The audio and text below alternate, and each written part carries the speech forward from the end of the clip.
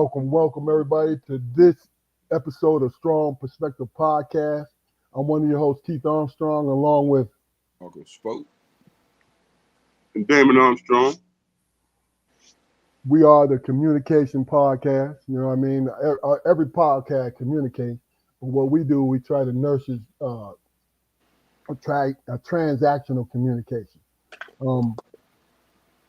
Bear with us because our special guest, Bobby Martin, he'll be on real soon. He's in some Boston traffic. You know what I'm saying? So it's Friday.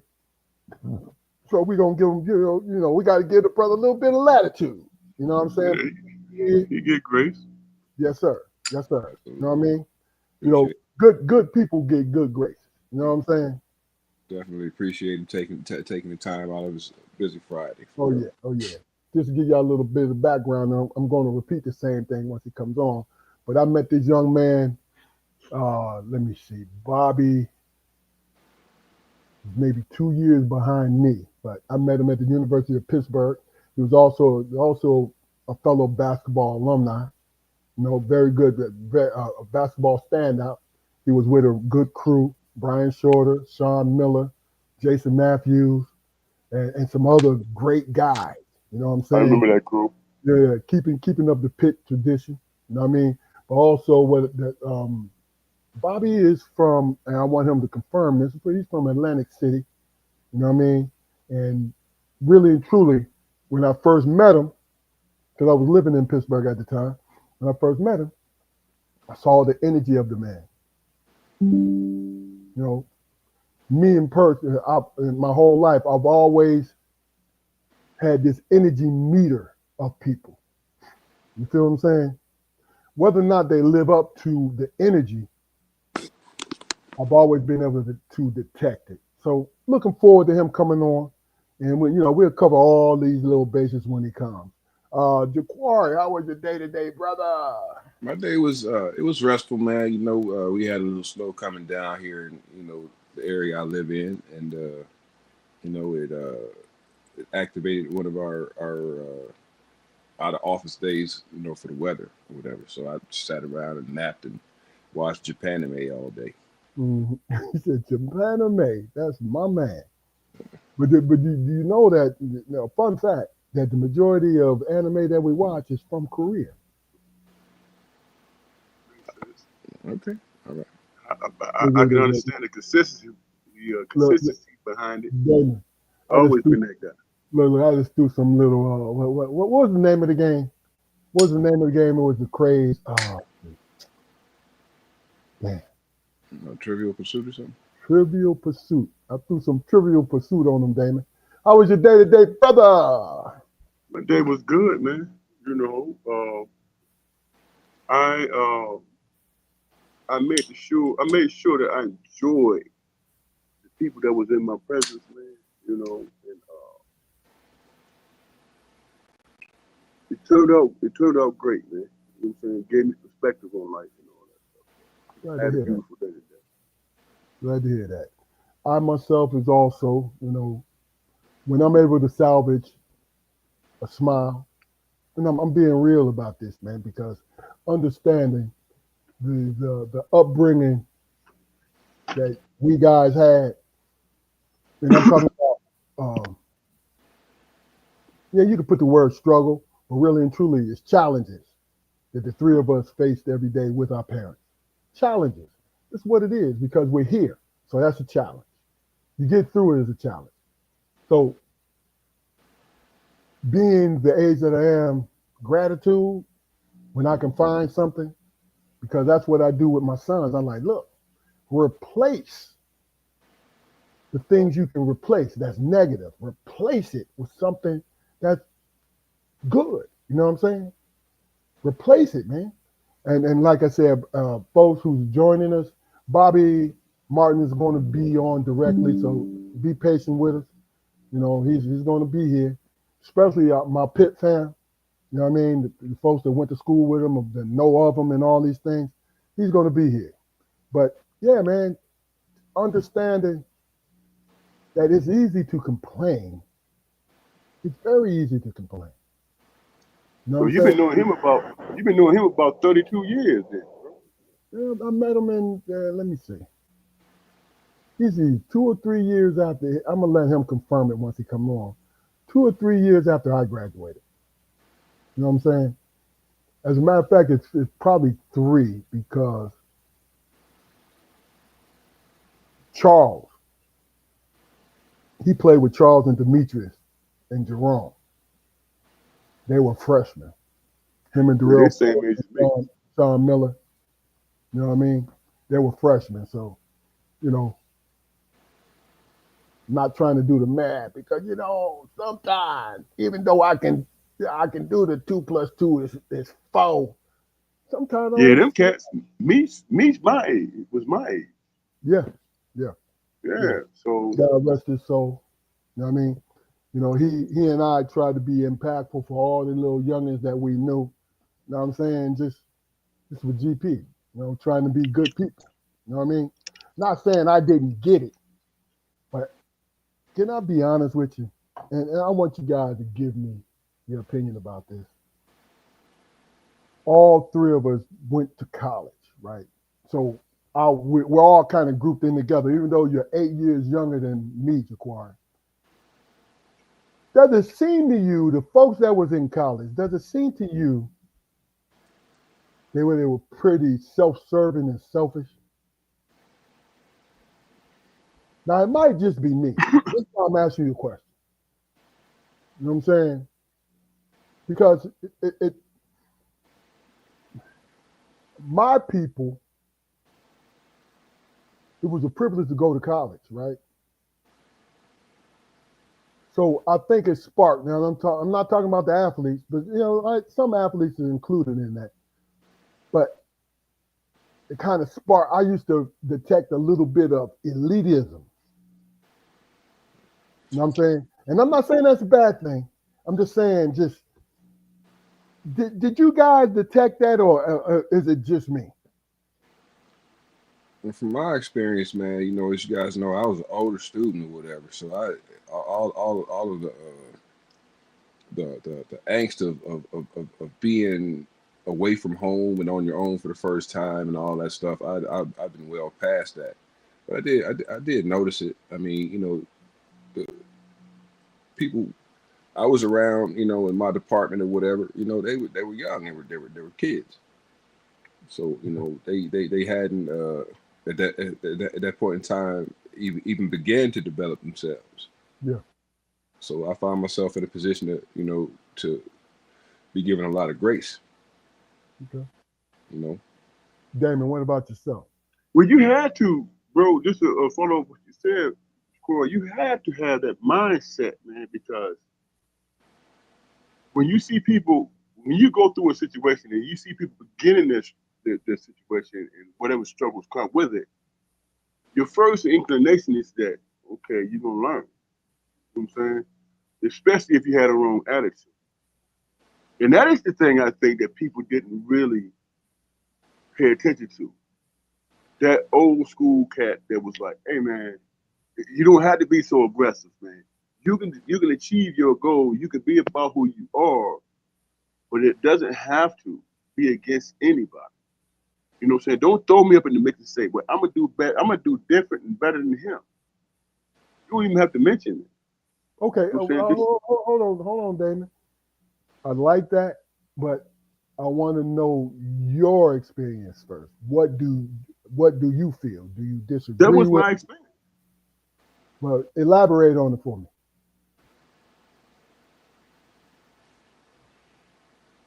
Not to get into a long story, long dialogue, man. My experience was this. In going through the process, I'm speaking in terms of just going to playing college basketball and being a college student, graduate, right? And going through the process, it was never brought to me that, hey man, you know what I'm saying? You need to be the continue to be this example because people are paying attention to you. That was never the case. You know what I'm saying? My situation always came to, all right, you know, he wound up being this guy, so we have to pay homage to him. You know, But in real time, I never knew what that felt like. Gotcha. And all I knew was, well, you know, yes, I'm gonna challenge myself against this guy, and I'm gonna be better than him. But I'm not gonna give him credit for giving me inspiration.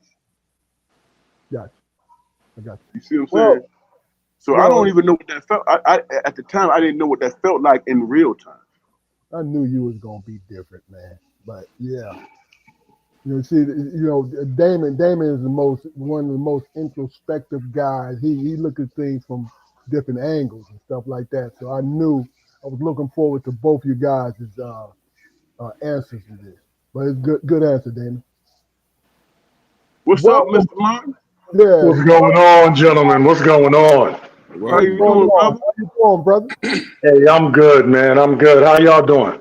Man, I'm cannot blessed over complain. here, bro. Pretty good, man. Pretty good. Pretty But good. we're That's what's up. glad you're joining us today. You know what I mean? Man, I'm happy to be here, baby. Strong perspectives, baby. Strong perspectives. I love it. Well, look, I tell you what, two things. Tell us how your day was, right? And then three things, actually. Tell us how your day was, and I'm going to remind you. And then give us a brief introduction on how you and I know each other. And then we can go into everything else. Okay, no problem. So my day was good, man. You know, right now I'm actually building an AAU team for my daughter, who's a sophomore now, because you know I ain't gonna be giving her to anybody else. Mm-hmm. You know, it's a lot going on out there. So I'm building a team. So I went to see one of her teammates play, and you know, there's a little bit of traffic coming back. But you know, it's a good day, man. Just building. You know, how do I know Big Keith Armstrong? Well, I'm gonna start by saying that you know when you're a young buck and you're walking on campus to a new college, new university. This was the University of Pittsburgh. You're looking for friendly faces, man. You know, I didn't know anybody in Pittsburgh, and big bro, you were a big bro. You were kind to me.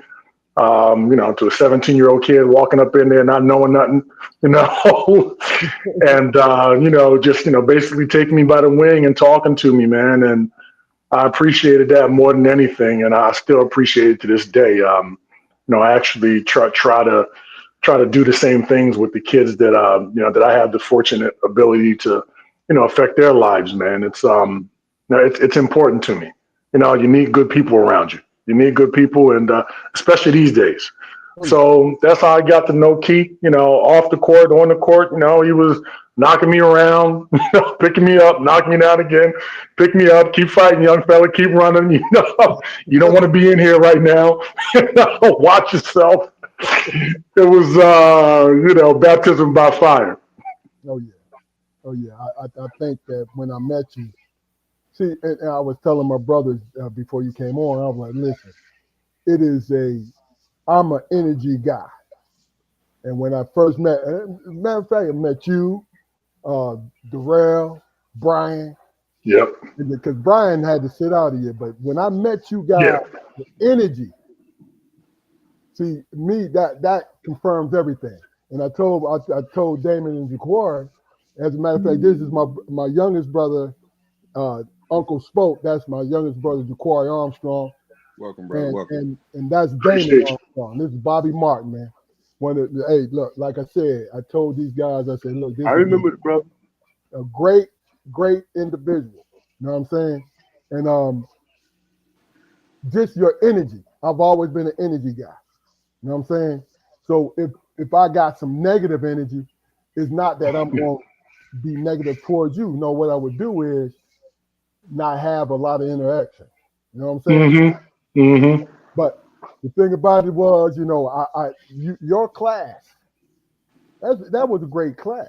That was a great when it comes to basketball, it was a great class. You know what I mean? So that was. I look back fondly because we was young. You know what I'm saying? Just being young, man. You said you were 17 when you walked on campus. 17 when I walked on campus, man. That is crazy. And I met you in the summertime because I was living in Pittsburgh at the time. Yep. You were living in the Berg. That's right. I was living in Pittsburgh. So, every time I saw you, I wanted to make sure you was good, man. You know what I'm saying? Because I remember it well, man. look, Bob liked to be out. He's from Atlantic City, so he liked to be out.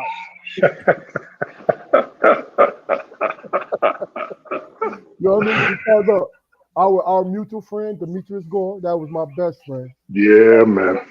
Me and Meech, we always like to take care of y'all, man. You played, what, 2 years with Meech or one? 1 year with Meech. Yeah, he was a senior when I was a freshman. Yep. Yeah, but yeah, God bless the dead, man. But yeah, for sure. But yeah, so you came in 86. 87. 87, man. 87. Yep. That's when we I was trying to figure it out. I said I'm gonna let Bobby clear it up once he come on. Look, I'm an old head. I'm a real old head. You know what I'm saying? So some things I gotta be reminded of. Why don't we just do this? Give us a little bit and take your time with this, brother, because we're here as long as you want to be here. We'll talk about your basketball journey. Okay. Just a little bit before that, siblings, your mom, father, everything. Yep. Just give a little bit about that. So, born and raised in Atlantic City. Never knew my mother or father. My mother died right after I turned 1. My dad, never knew him, so I was raised by my grandmother. Okay. And, my grandmother, she was born in 1924 and, in North Carolina. So she'd been a fighter all her life. And I'll say this, I loved her to death, but I did not like her because she wasn't no joke. She grew up with her brothers and she learned how to fight. She was a fighter, man. Yeah. And I'm going to say this about her, out of the many things that I learned from her, she taught me 3 things. She said, 1, never believe that a man's not supposed to cry because if you hold in that pain, it's going to kill you. All right. 2, she said, develop your own voice because if you don't, other people are going to speak for you and you're going to hate it. All right. And 3 was a lesson in radical self-respect. She said, boy, if you ever get too big for your britches and you disrespect me, I will shoot you. And she kept a loaded 22. Yeah. And she showed me that. She said, I love you too much to kill you, but it's going to hurt. Right. So I'm gonna pop you. I'm gonna pop you in the leg or something. Yeah, man. Yeah. Wow. Man, how do you question that? Yeah, but you have to. Hey. Nah, I didn't question it, man. I made sure that I watched my tongue. She taught me how to use my tongue, use my words wisely. Uh-huh. That's real, man. She said, think about what you got to say before you say it, because you can't take it back. Right. And it's believable, raised me, man. It's believable, man, because if she'd have had 38, then you would be like, okay, yeah. But 22, a 22, she can handle a 22. Yeah, he might survive the 22. she can handle the recoil on the 22. So yeah, she'll probably pop you. People with a 22, they want to hurt somebody because it's gonna bounce around. Hey, right, Bobby. 22 bounce around, man. You know what I'm saying? You just gotta shoot somebody. Yeah. It bounced around. 1920, 1920, you said? 24. 24. That's 24. 1924. That was a year before my dad's mom was born. She was born in 25. Okay. Yeah. Okay. You see that So yeah, go ahead, Bob. No, go ahead. No, I would. The only thing was something short. That's the thing that really and truly we always strive for is being the parents that we was blessed to have. You feel what I'm saying?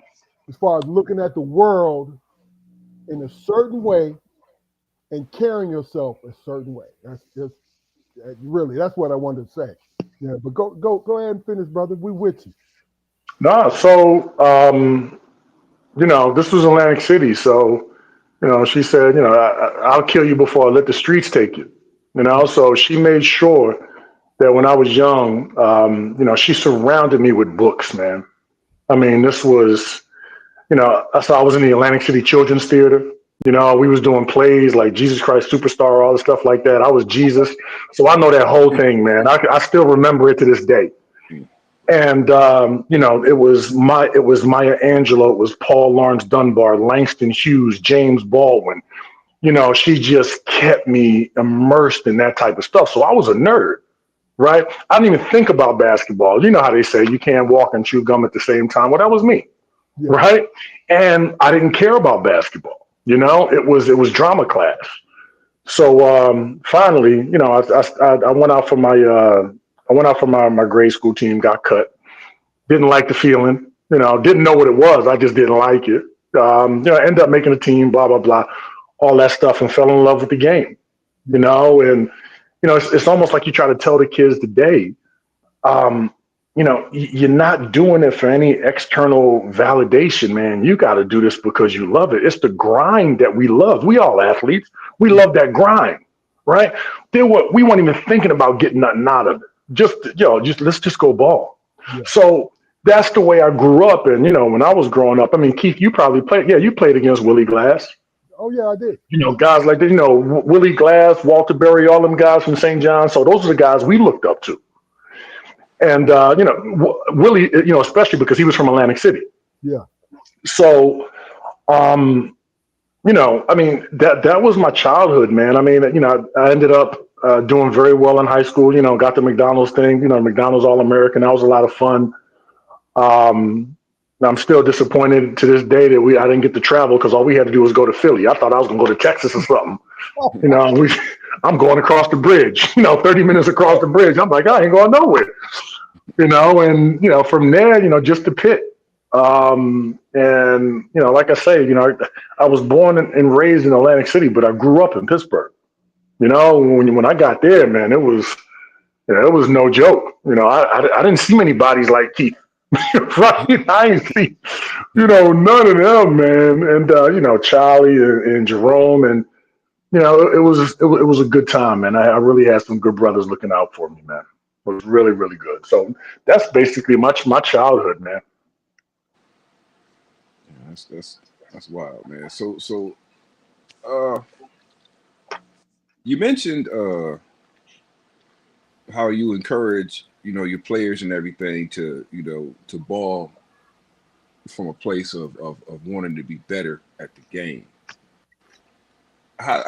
I'm interested. I'm interested to know, man. How do you address angry players, man? The players, who play and excel,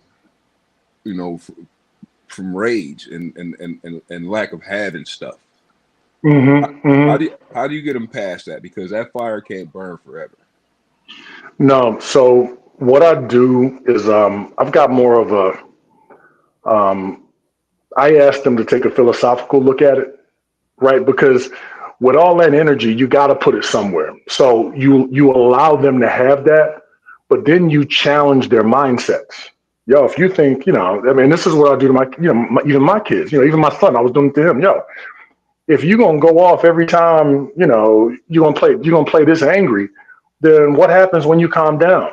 You got to use your mind, man, because that energy burn quick. That fire, when you're so riled up and you're not thinking, right? So now, I ask my son and the kids that I'm with now, I say, look, you got to start thinking the game a little bit. What is it that you're trying to accomplish? Because it's not just you out here. You dealing with, like, for example, kids want scholarships to college these days, right? I'm like, yo, these coaches are old school. What makes you think that your mindset is going to fit what they want? You can go off all you want to, but if they don't see that you can control yourself when everybody else is losing their mind, you're not on their radar. So this is no longer, right now it has to be a choice. You have to choose.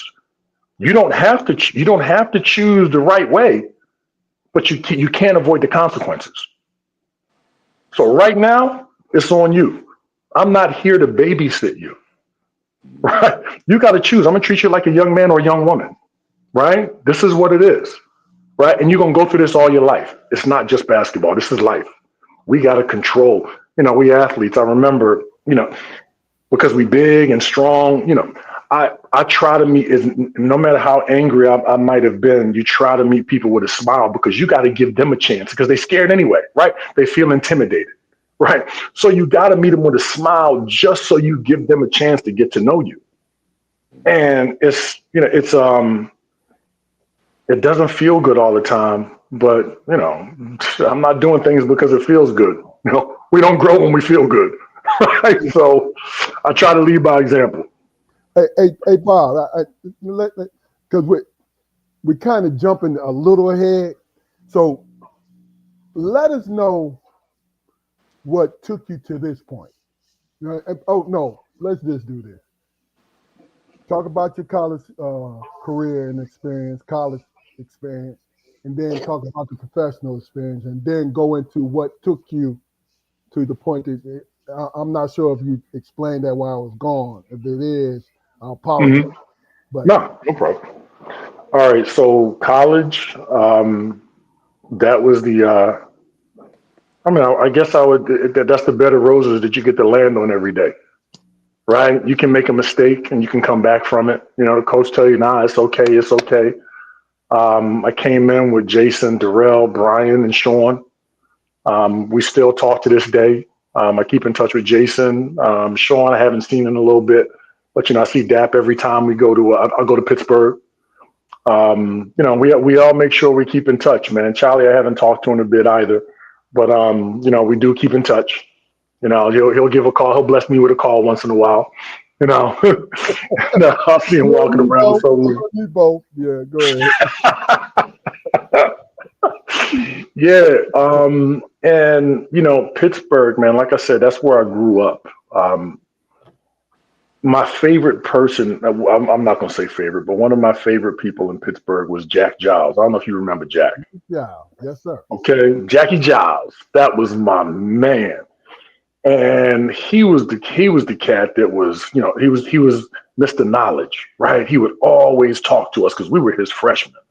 Yeah. And he made such an impact on me, man. He knew what I was talking about when I'm quoting Baldwin or I'm quoting Maya Angelou or something like that.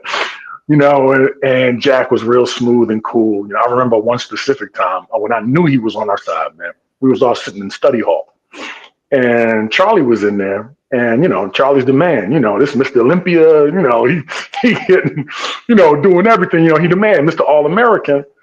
And Charlie's getting a little impatient. And he's like, Jack, come on, man. I've been here a long time. And Jack was with me at the time, and we were all sitting at the table. And Jack turned around, he looked at her. He said, well, motherfucker, you should have a lot done. I said, So I was like, yo, that's, man, we knew he was for us, man. And, he would bring us over his parents' house, man. We get to sit down and have home cooked meals with his mom, Vera Hamill, man. Those are the best times I had at Pitt, man. It was, the people in Pittsburgh were open, they were hard workers, man. I didn't have many problems there, man, except the ones I caused for myself. You know what I'm saying? So, of course.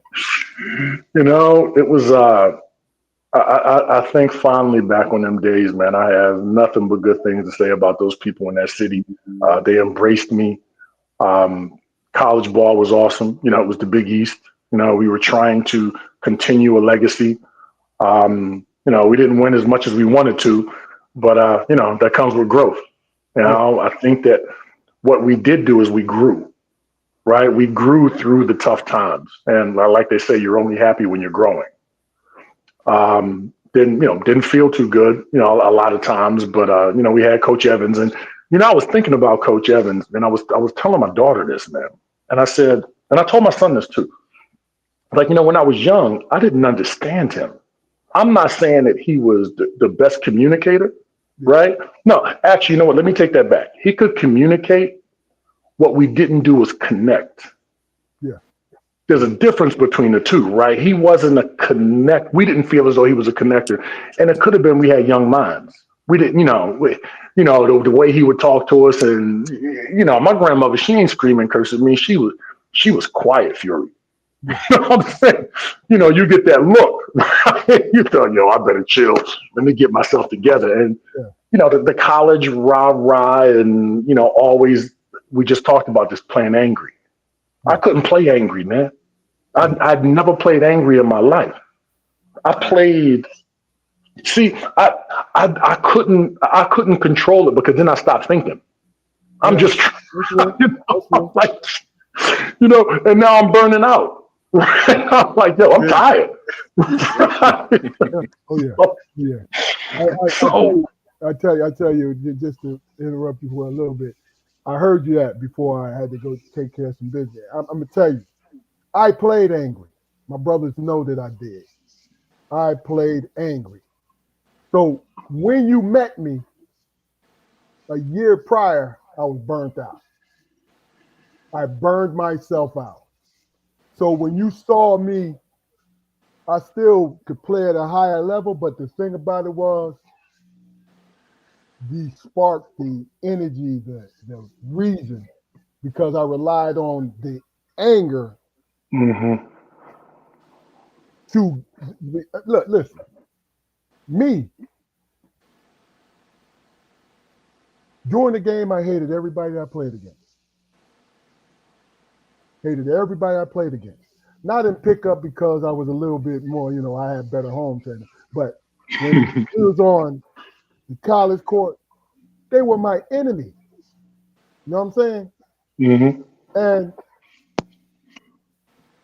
when my senior year, when the little turmoil that happened with me,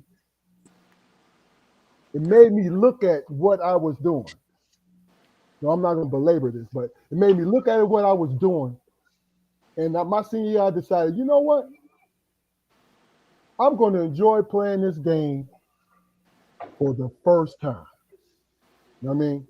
It's for another podcast, but for the first time, I'm going to play this game for the love of this game. You know what I'm saying? Yeah. So it was funny. I understand how you saw the game. You feel what I'm saying? So it was interesting that you saw it this way, I saw it the other way. But it was always self-preservation the whole time. On both sides. You know what I'm saying? Yep. I think it's an evolution. I think it's an evolutionary process, man. I mean, because people play angry, man, until they figure out that lack of skill set will kill you. That's right. So you got to sharpen your skills if you want to be in the game. Yeah. Plus, I was a football player too, though. But go ahead, Damon. Let me ask you this, Bobby. Being a life coach, man, how many kids you ran into that played angry, man? Hold on, Damon. Hold on, because I think he's almost done. Save your question. Well, I came in late. No. We're about the same place, but I interrupted Bobby. Go ahead and finish the progression as far as, because you hit and then professional and come to So I think junior year at Pitt, I was on fire. I was playing really well, all Big East, all the stuff like that. Feeling really good about myself. Senior year, I get hurt. I sit out half the season, because I get hurt around right before Christmas. We in Hawaii, right? We leave for Hawaii. Now I got a staph infection in my arm.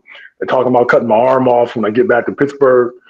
I mean, it was nuts, man. So, you in the hospital, I'm losing weight. After work it all, because I couldn't eat, couldn't do anything. And they said, they saved me just in time, man. Dr. Freddie Fu, right? Freddie Fu. And, I couldn't find my rhythm. Then I became angry because everything that I was dreaming about, started slipping away. So I'm with y'all brothers when you talk about playing angry. I didn't play angry then. I started playing angry once I didn't get drafted because, from going to, to be in a mock draft as a first rounder and then not getting drafted at all, that was a blow to my ego. It was something that I didn't know how to handle because everybody was now telling me no, right? This is every team in the NBA screaming at me in complete silence. Not enough, right? So now I'm asking myself, how do I begin again? And I think that's most of what, every athlete has to go through. How do I begin again? Because, when you're out of school, when you're in school, you got that soft pillow to land on. Every day you can go back and practice some more.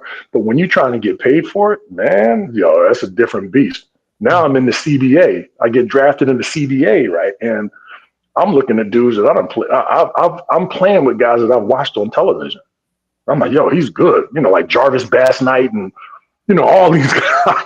I'm saying Kenny Battle, right? All these guys are just jumping out the gym.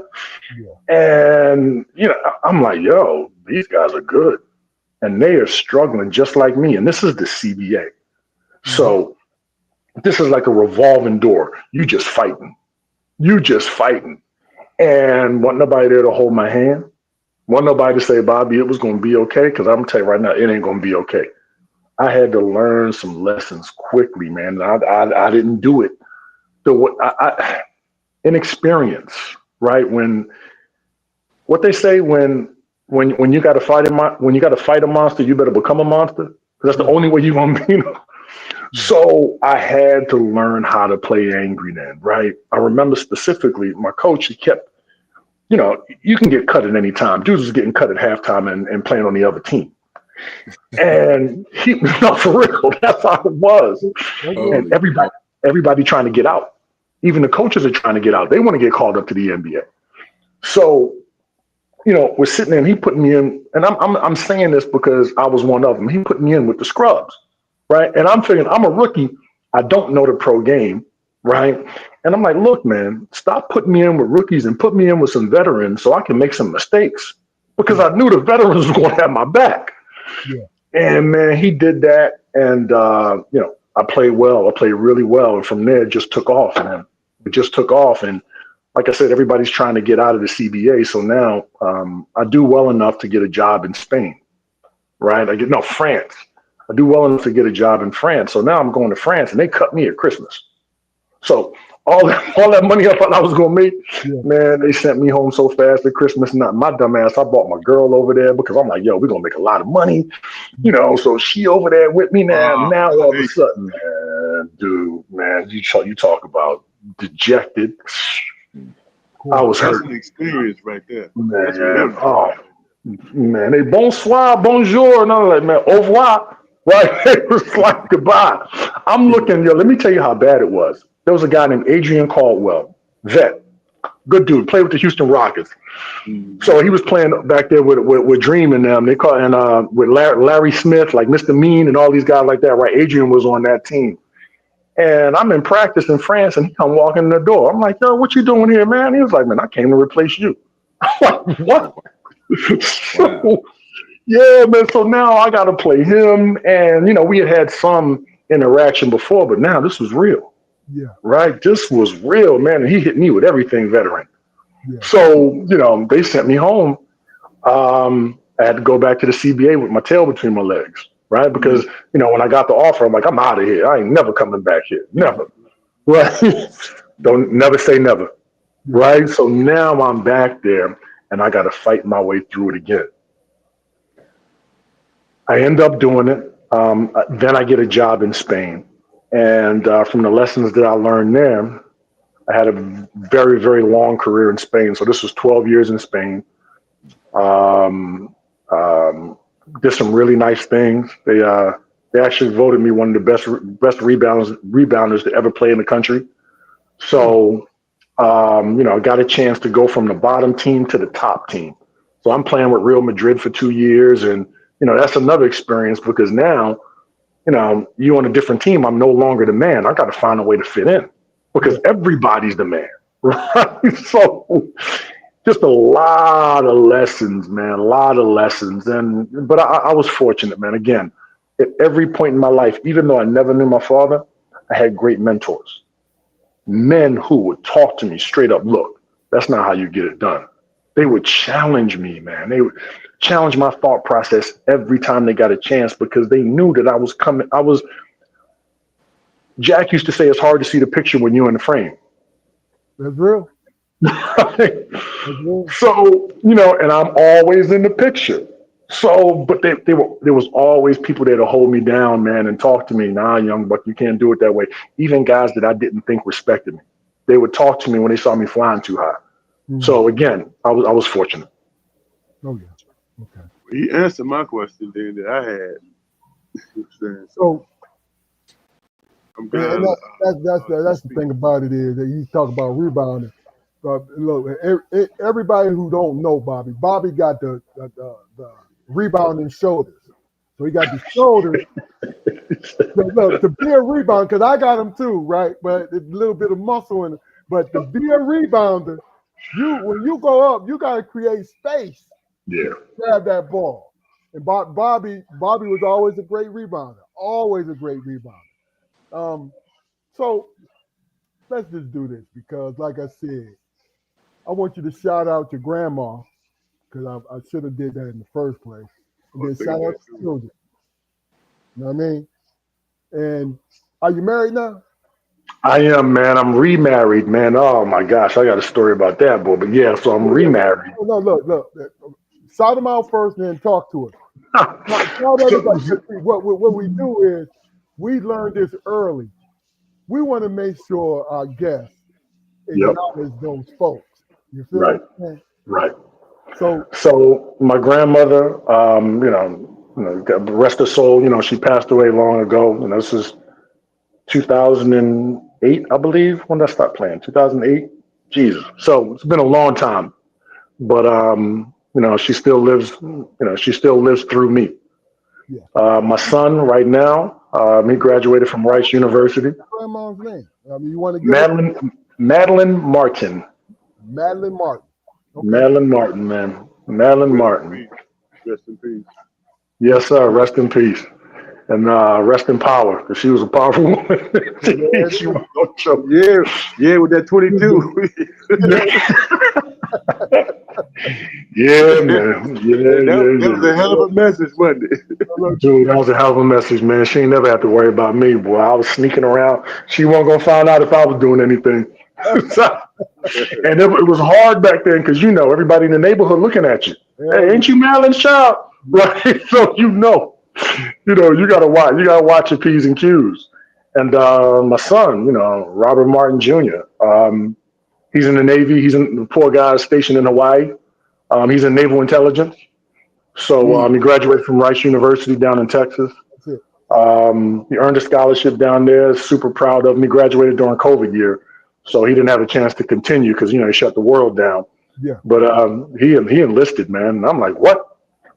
he enlisted, man. And I was like, dude, you got 2 degrees from Rice, man. What you doing?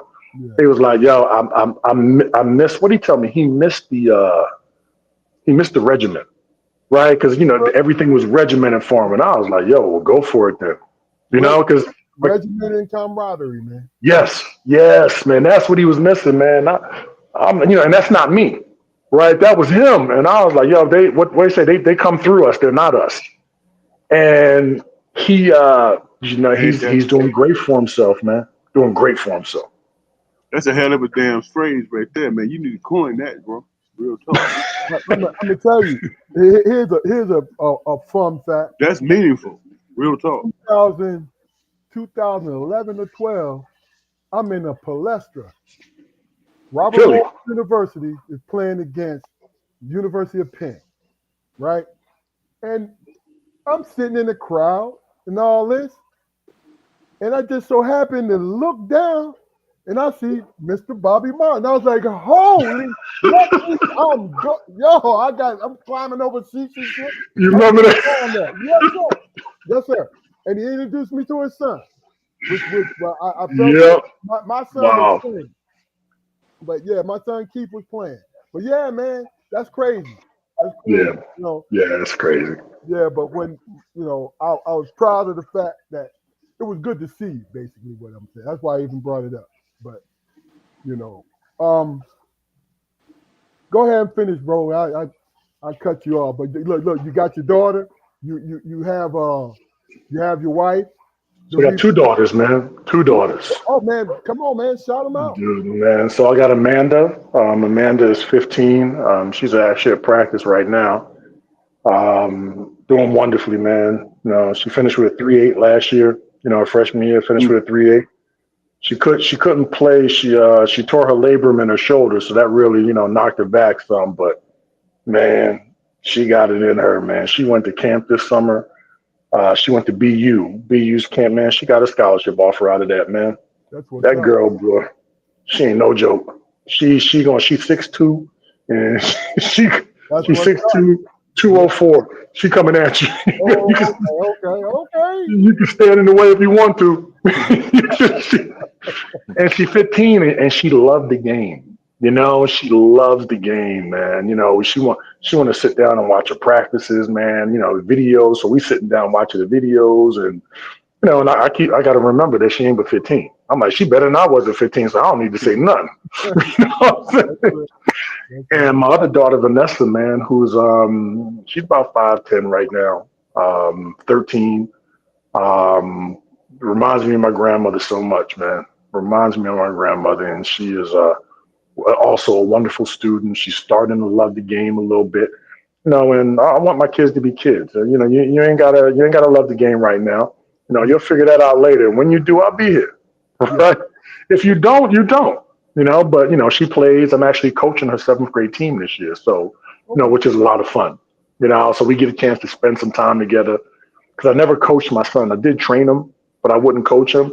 But with my daughters, like I said, I'm not throwing them out there for anybody else to be, spending that type of time with them. No, that'll be me. I don't need you to tell them nothing. I'm gonna be. So be right there. elaborate on that. How you feel about that? You know what I'm saying? Are you really about?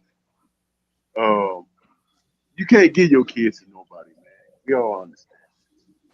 So where do you stand in that regard, man? Based on their talents and skill sets and all that. So with my son and both daughters, my son I was okay with him going away to school because I know that he can handle himself. And he was, it's not that I don't believe my daughters can, it's that as a father, I'm saying, no, my job is to protect them. Like you said, Girls never say, different. yeah, it's different, man. It's different. I'll hurt somebody, right? So I don't even want to put myself in that position because, they talk about fathers not being there so much, man. I'm blessed to be able to be here. My father wasn't around, I remember, we actually played Georgetown one time, and we were in the Cap Center down in D.C. And one of the ushers came in, and he was like, "Yo, there's this guy out here saying he's your father." And I was like, "What?" And I sat there for a minute. I was like, "Man, I ain't going out there. Fuck that dude, man. I don't even want to see him." Then I thought about it, and I was like, "You know what? I ain't had nothing to do with him and my mom, right?" But I don't know what they was going through. And I went out there, and he was gone. So. That's one of my regrets, that I wasn't wise enough, or I was too angry to do anything about it. I wasn't thinking. You know what I'm saying? You got to blame it on youth, man. That's what it is. Yeah. Yeah, it's on me, man. It's on me. So that's why I make sure I'm around. No. Yeah, you could say it's on you, but really, it's your maturity and your youth, man. It's what it is. The kind of decisions we make in our, from 18 to 22.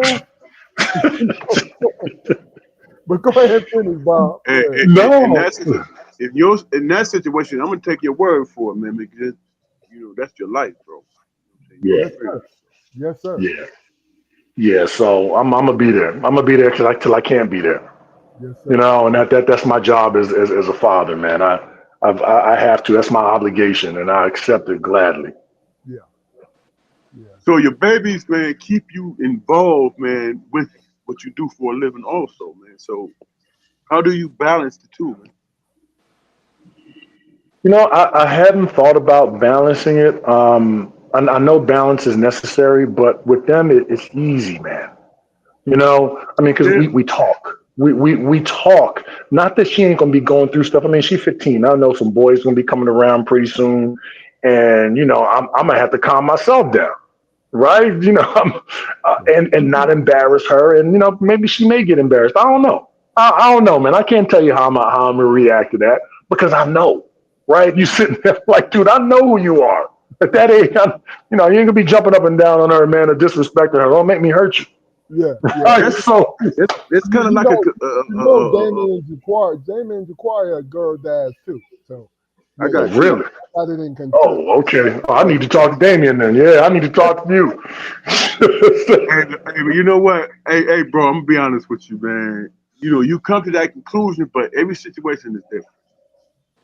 You know what I'm saying? Every situation is different. And I'm not trying to be negative in that aspect. I'm just simply saying that there's certain things that you feel about your own Hmm. that you might not be able to get past when somebody might have an answer for you, but in your mind, you like, I don't know if I can be that patient.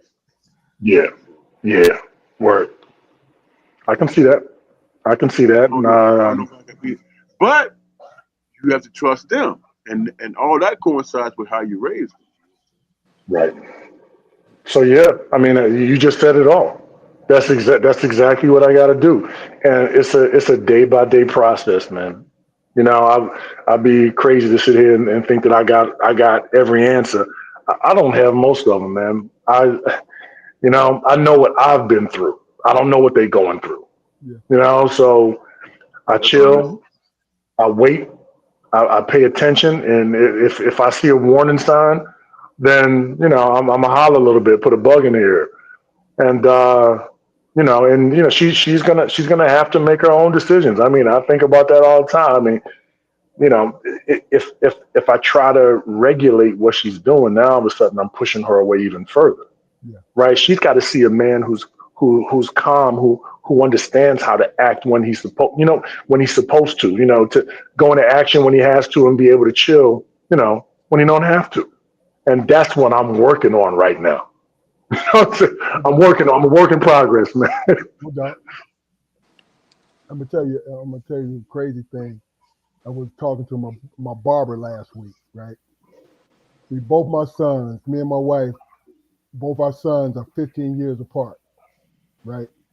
And I was this is nonchalantly just chopping it up with my barber. And I said something that tripped me out. It wasn't nothing but God talking to me. I said, yeah, I raised both my sons the same way, right? But then in the same breath, I said, but my oldest son saw a different person than my youngest son 15 years later Hmm. because I was a different man. Yes, sir. I thought I was the same man. You dig what I'm saying? Yeah. But that 15-year difference, I changed into something else. Same person, but I saw things, much clearer, basically. You know what I You know mean? what? You just speaking personally. You know what tripped me out, man, is that I was the same way, but it took one of my oldest daughters to say to me, "Look, we talking about me, you know what I'm saying? And I'm working through something. So I need you to be understanding. I don't need you to be what you're standing on. I need you to be understanding, Hmm. you know." And I'm like, "No, I'm not doing that. This is what it is." And I wound up, hey Bobby, I wound up in the corner by myself, man, with my two daughters, my wife, and my son was too young. But I was Yeah. by myself, and I was like, well, "What's wrong with this picture?" You know what I'm saying? What's wrong with this picture? And that required me to say, "Hey, dude, you don't have two sons. You have Right. two daughters, No doubt. Yeah. and you have to figure out how to navigate not how you feel and think about the world, because as fathers, we see the world in a dangerous aspect. You know what I'm saying? But they're saying, even though the world is dangerous, I have to live in it, Father. And I have to, Yeah. you know what I'm saying? I have to navigate my way through it. And I need you to be on that side of things. So whenever I come to you, and that's the key, them coming to you. You know what I'm saying? The worst thing as a father with young women is not knowing anything. Right. You can speculate all day. And what we do as fathers, we speculate the worst thing, worst aspects. And I came to the conclusion that, to finish my point, I came to the conclusion that the things that I was thinking was worse than what they was experiencing. That's a good thing, though, brother. Right. It was worse. That's a good And then when I found out the truth, I was like, oh, God, I can work with that. Yeah. Yeah. And I had to get out of my own mind. I had to get out of my own thinking. Hey, Jaquari, do you have something to offer real quick? Well, I mean, just raising girls, man. You know, it'll definitely tell you, you know, who, you know, it'll show you who you were. It'll show you who you were, because I tried to, you know, impart like. It's not easy to talk about. It's very not easy to talk about, man. I mean, you just got to be there. You got to be there, and you have to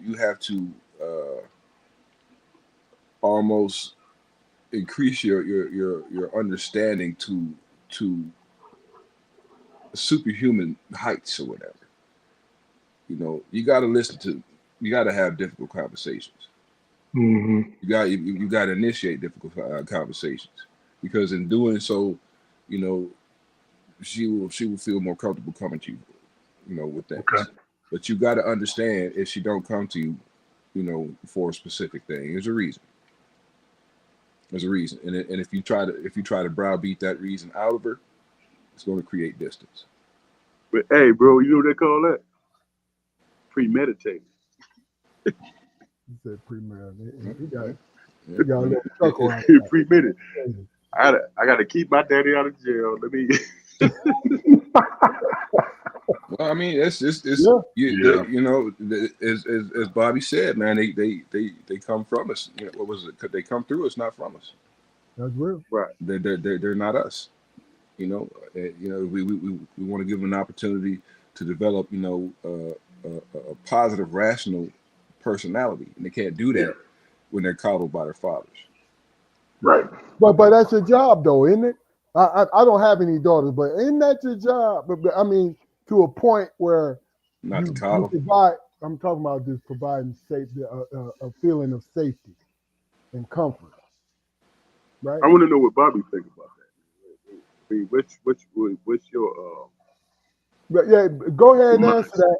Go ahead and answer that. But Bob, we need to bring it on home, because I think you're missing one person, and then we're gonna get into the meat of things. Okay. Oh, you don't even know who you're missing, huh? That's crazy. Come on, dude. You're in trouble, man. Wait, come on, bro. come on, dog. Didn't you just say you married? Yeah. Yes, sir. Oh, well, you got to shout him out. Okay. No. I mean, that makes sense. That makes sense. You know, the second time around, I ended up marrying an athlete. First time around, I didn't marry an athlete. So second time around, I married an athlete. So she understands. My wife Annie understands a lot more. Anna Maria is her name. Anna Maria. So she's actually the better athlete, honestly, man.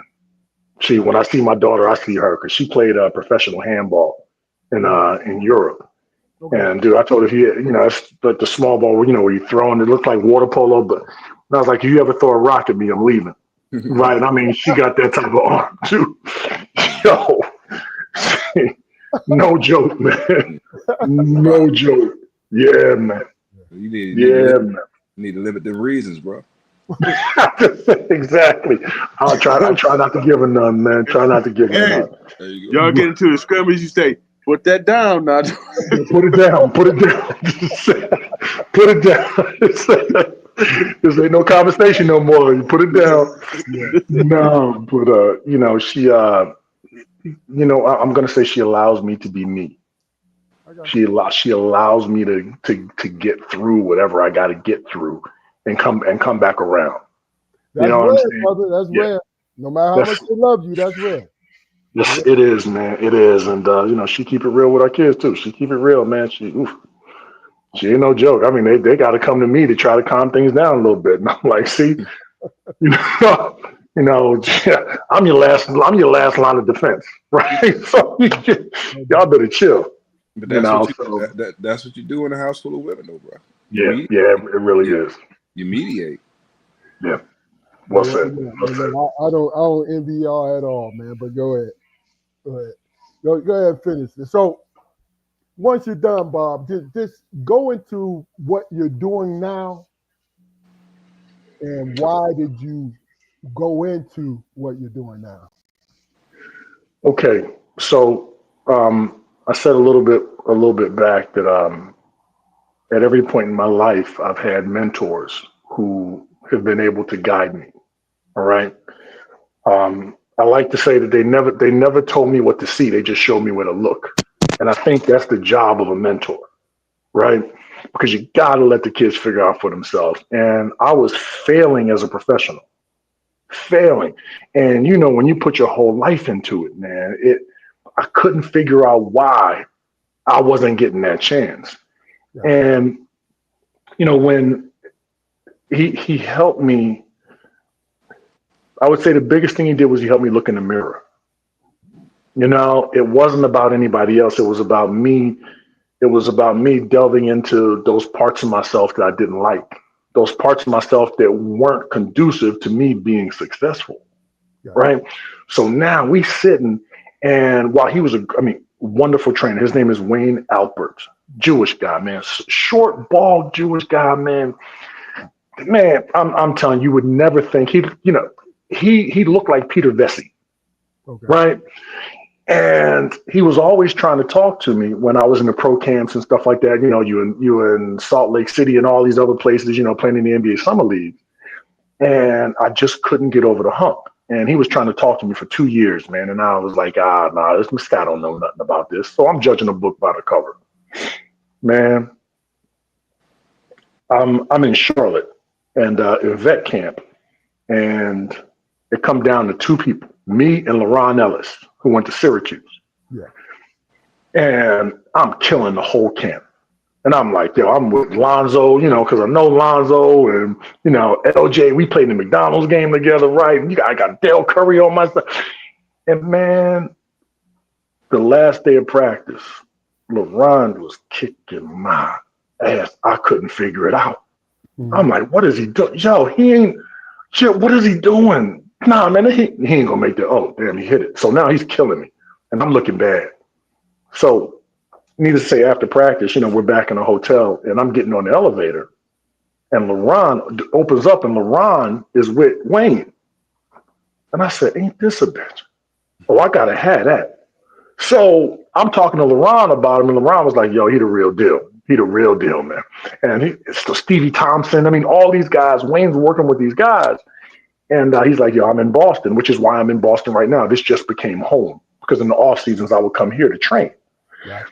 And honestly, man, from a business standpoint, it was a business relationship. It was transactional. You help me get better. I'll pay you. Right. So now I'm getting the jobs because I'm playing better. But the reason I'm playing better is because I'm starting to understand myself more. Yeah, I was stronger. I was adding to my skill set and stuff like that. But now my mind started thinking the game, man. So now teams in Spain are saying, these are teams where I got first round picks coming in. They cutting first round picks and bringing me in. Yeah. Right. And I'm saying it. I'm saying that because these guys were better than I was. What I was the right fit. Right. I'm the right person. I got the right skill set and I got the right demeanor for what they need. right? This was you. You have to fill a role. I didn't have to be the star, right? And most of the guys, they go over there, they think, you think you guys give to the world. You're an American, right? American basketball, we got it covered. Man, these dudes, I'm over there with Paul Gasol and Mark Gasol and all these guys, man. And I've played with every member of their this is a couple of years ago, that really good national team they had, the one that took the USA down to the wire. Played with every single one of them cats, and they were the stars of the team, right? I'm a piece, right? And the teams would sign me, and you know what they saw? The best compliment I ever got as a player is that you're consistent. They was like, we know we getting double doubles all the time. You go to one team, you were there for multiple years. You ain't flying around and, jumping from team to team. Teams want to keep you. That was the best compliment I ever got as a player. But that's not the one I wanted. I wanted to be the guy, B got game, blah, blah, blah, blah, blah. But I knew deep down, I was like, look, this guy's better than me. Way better, much more talented. So then I had to, come to that conclusion. It's all right not to be the best. What I got to do is bring out the best in myself. Stop competing against these dudes. What you got in you, right? And honestly, that's what's led me to today. You have a long career, and I watch the kids, man, and they've got so 20 many. years. Woo. Yeah, almost, yeah, man, yeah. But I had great trainers. They kept me healthy, right? They had me change my diet, man. I'm out there looking like a brick shit house, right? I'm not hurt, I mean, and longevity. There was longevity, man. It is some great stuff, man. I had a chance to play for Team USA, got a gold medal out of that, man. And, I'm the nobody on the team, right? These guys, it's like, we want you. Yeah. So you learn how to be part of a team, right? I think that was the best thing that I ever could have done, for myself, was say yes to Wayne. Because when I said yes to him, I had to say no to a lot of other stuff. I couldn't be out there drinking, right? I couldn't be out there smoking. I couldn't be doing none of that, man. Not that I was doing a lot of it anyway. Yeah, I was going to say, I know. Nah. But when you're unhappy, that's what it leads to. You start doing shit that just trying to kill the pain. Absolutely. And that was me. I was trying to find a way to kill that pain, that disappointment from not being drafted. It stayed with me a long time, man. And Wayne kept telling me, you got to forgive yourself. This isn't about you not having accomplished something. You've already accomplished. What you need to do is to keep growing. Yeah. This is what he was telling me. So it was our personal conversations that got me over that hump, right? The basketball is super important, but the personal stuff, man, dude, we'll sit on the phone and talk for hours, man. Hours, just about life, right? Because this is he's a short ball, like I said, Jewish guy who's fighting in a world full of brothers, right? Ain't nobody looking at you like that, man, right? He trying to talk to people, they look at him like he's small, right? So I'm like, I don't know what to tell you. So I understand now how he felt. I didn't understand it then, but I do understand it now. Yeah. Right now that I'm older, man. Like I said, you hopefully as you get older, you get wise. Because it ain't always that way. I see a lot of stupid old people. I'm saying older, man. Everybody's not a what's the word for it? An elder, right? You don't have a lot of wise elders, man. You don't. And that's my transition now. I want to become, and still becoming, always a student, a wise elder, right? So I can share what I've been through, especially with these kids now with all this NIL stuff going on. Yeah. Right. That was kind of what I was alluding to, because I'm gonna tell you, you and I, we spoke pre-pandemic, shooting it and just you telling me about what you were doing with high school, college, and professional guys, what you were doing. And you gave me an idea. And now that the NIL is here, it seems like what you do for a living. So talk about how you transition to that and what you do. Because what you do for a living fits this perfectly because it's the mindset. Yeah. Yeah. So what I do right now, I'm trying to figure out my title because I'm not a coach. I'm not a coach. And nothing wrong with coaching, but what I do with these kids is a lot more than coach them. I have to mentor them. I'm proud that they come to me. Okay. And basketball is just a carrot, right? It's just to get them in the gym because they want to get better. I mean, kids are funny. They'll talk a lot of stuff and I'll be like, Google me. Then they come back, they got a little bit more respect, blah, blah, blah. And, and the parents, I think I do more for the parents than I do for the kid because what I do is I relay the message that the parents can't always give. Yeah. Right. And I love, huh? I said that makes So sense. what? Yeah. And I love that. I absolutely love that, man. Because like basketball, it gives me a chance to express myself. It gives me a chance to continue to figure out and hone my own ideas, right? To change them when I need to, to tweak them, to figure out different ways to, like I said earlier, how to connect with the kid, not just communicate, because we can all talk at them, right? But with the NIL right now, I think the biggest thing is, the kids that come to me, I'm more proud of the kids who are just trying to feel good about themselves on the court than the pros that I've dealt with. Right. I deal with more of those kids who just want to feel like they're part of the group. Right. When the parents are, they send me these beautiful emails, man, and texts, and I let my wife read them. She started crying and she's like, don't show me no more of these. I don't want to see these no more because the parents are so, they're so happy to see their children growing. So I get to plant seeds, man. I get to plant seeds and watch these kids grow. So I've got a couple things going on. I've got my podcast. It's called Lost in Translation, and it's basically, it's with my buddy Sam. And, we talk about life. We talk about, basically my idea is that we're always given definitions and what we have to figure out is meaning. Right. I'm sorry. No, go ahead. When we hear gems like that, we ask the person to repeat it. Please repeat that for us, please. I said that we're given definitions and our job is to figure out meaning. Yeah. That was a beautiful thing, man. That's why I just had to isolate that.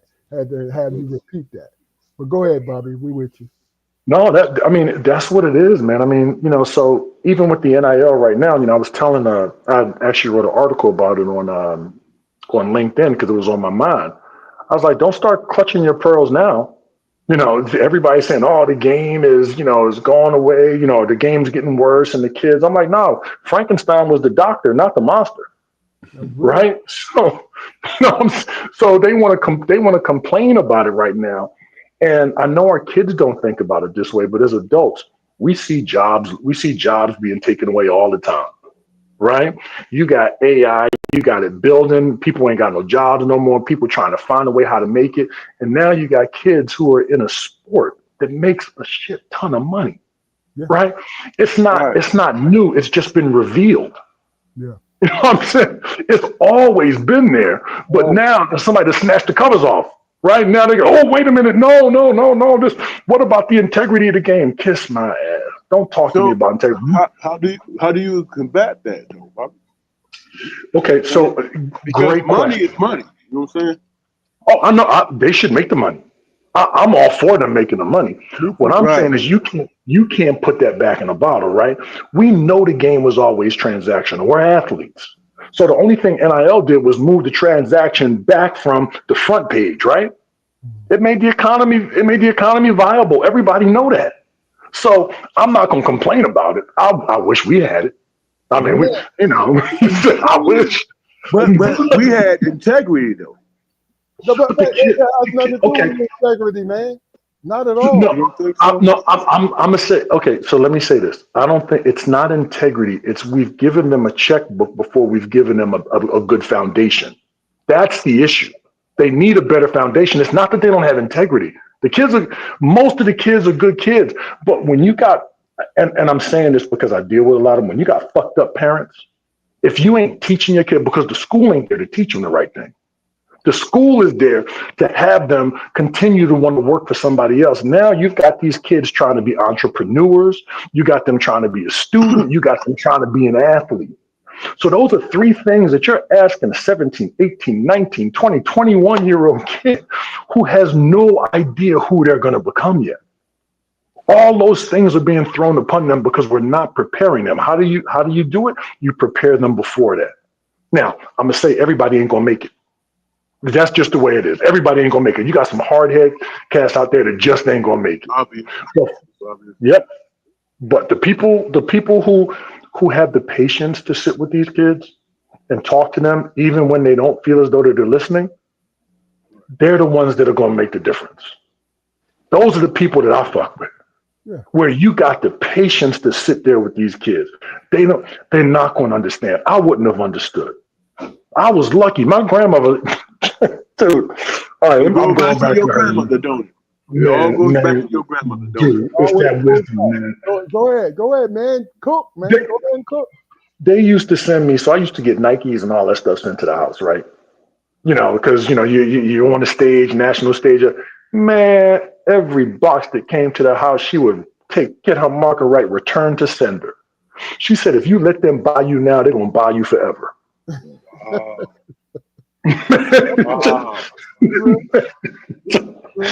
Hey, did he stand on there with that 22? hey, her hand wasn't far away from it. I know that. Man. That's real, man. That's a hard Yeah, lesson. but that's who she was. That's a hard lesson for. That's a hard lesson for a kid to learn, though, man. I know. It's hard, man. It's hard. As kids, we're transactional and we're selfish. This is how we are, man. But that's getting to go forward and learning and get things going on. Yeah. But that's the world. That's the world that we are introduced to. Everything's transactional. Mm-hmm. But in our personal relationship, is it transactional or is it, hey man, this is how it is, and you have to stand on this to have integrity? You're right. I agree with you. I agree. But hold on for 1 second, Bob. You had something to say, Jaquar? I was going to ask you, man. I mean, because I'm working, having experience working with young people, man. Have you ever found yourself in a position where you had to trick a young person into realizing just a little bit of success or potential? Always. That's constant. That is constant. I've got to. What I say, you got to meet them where they are. Yeah. Right? So, you're always trying to find a way to be a little bit more creative. We talk about things. I was just telling the kid the other day, I had people in my life who were transformational, right? And we're saying everything right now is transactional. But if you're lucky enough to find people that are transformational, you got half the battle made. And that's what I'm trying to do now, is be that transformational person for the kid. So when the time comes, they may not be all the way ready, but they're thinking about it, because it'll be somebody else's job at the next point, right? Or they may decide to call me back. Like the kids that go to college now, they still call me. Yo, what you think about this? What you think about this? Sure. I'm like, all right, well, here are your options. You make the choice, right? And, I may frame the options in a certain way. But, It's about planting seeds to be sown. Go ahead. Yeah. Because, just like I said, through experience, man, if you can give a kid the exact answer, the exact formula, and he won't listen. He won't listen. But I won't give him the formula. I won't do it. But sometimes I will not do it. Yeah, sometimes you got to massage it in. Yes. Let them think they get it on their own, just like my wife do with me. She made me think I came up to the conclusion on my own. Right? Well, yeah, that's a good idea I just had, right? You caught me off guard that time, man. Caught me No off doubt. guard that No time. doubt. No Because that's doubt. my life. Hey, look, Fuck it. Damn. once they know you got that long relationship, they know how to Yeah. push that button, pull that Yeah. lever. You know what I'm saying? Yep. So yeah, I mean, I think the big thing with that is the NIL didn't change the game; it just changed the stakes, right? So when the stakes change, you got to have a better operating system, right? They say so. I made this thing called Sovereign Athlete DNA, right? And because I told you I was a nerd, so with DNA you got A's, C's, T's, and G's, Yeah. right? Right. So I was like, okay, well, if DNA can be programmed, like it can be reprogrammed because you got all that, epigenetic stuff right now that medicines are all into. So they're actually trying to change the way we look at things. It's my opinion, right? So I'm like, okay, well, reprogram yourself. You got A for awareness, right? So that awareness isn't just what's going on around you. It's going on it's what's going on in the space that you occupy, and it's what's going on in the space within you. You got to deal with them three things at one time, and kids can't do it. Adults have a hard time doing that, right? Mhm. So you got awareness, you got clarity, right? When you got clarity, I mean, there is no other choice because I'm clear. I ain't got to make a choice. I'm good, right? I know what I'm doing here, right? So you just go for it. You got tenacity where you got to keep after it. That's what we were raised with. That tenacity. Now you keep going, man. You keep going. You keep going. You begin again, and all that stuff equals growth. So I took that and just said ACTG, and put that together, and that's the operating system that I talk to the kids about. Now we get into it a little bit deeper, but it gives them something simple to focus their minds on. Right? You don't give them 50 million things and they don't get anything. So when I go to schools and I talk to these kids, they always have questions, right? Because it gets them to stop being distracted from what's important, and that's their growth. That's what's more important than anything else. Yeah. Because they got distractions all over the place. They got them electronic leashes, right? I'm looking at my phone all the time. They looking at their phones. Ain't nobody talking. You know how we do. And I'm always trying to pull myself back from that. So, I'm trying to talk to my daughters. She's looking on the phone. I'm like, girl, if you don't hang that phone up. Yeah. So it's something we deal with every day. Yeah, and that's the funny thing about it.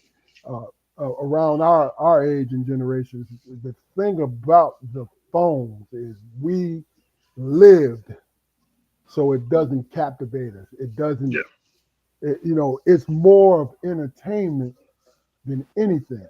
But the younger folks, it affects their lives. It affects the decisions of what they do because Right. it's another form of modern day peer pressure. Is what it is. And that's not a critique of it.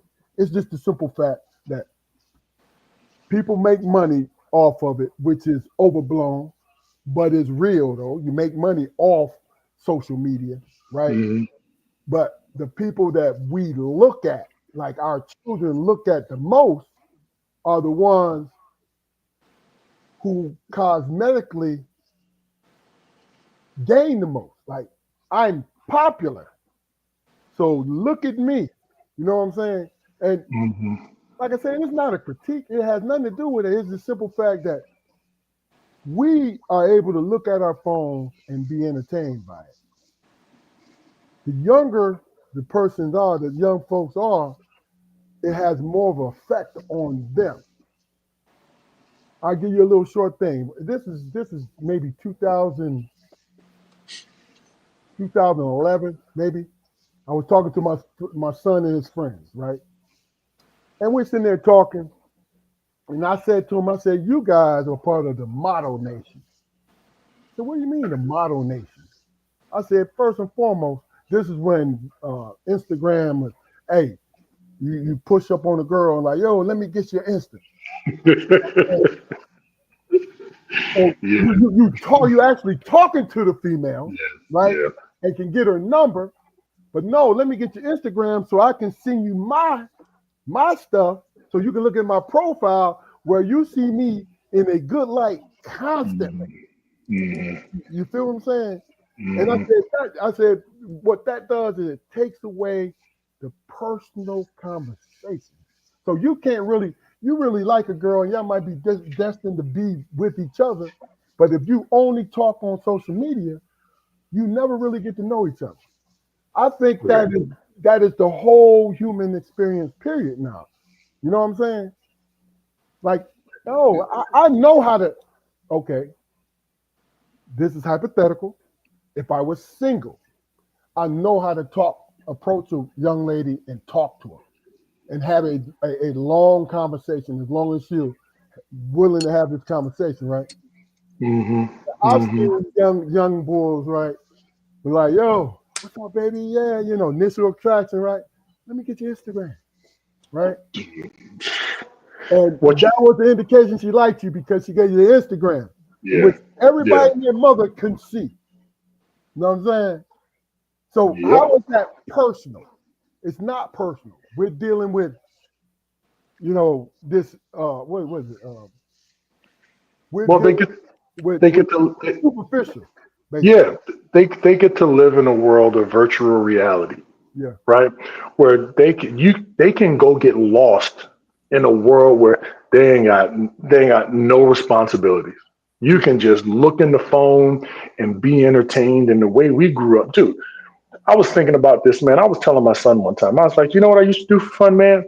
I used to go get some stick. Me and my cousin used to have, if it rained and the water was going down the side of the block, you get 2 sticks and you have stick races. Yeah. You know what I'm saying? Right?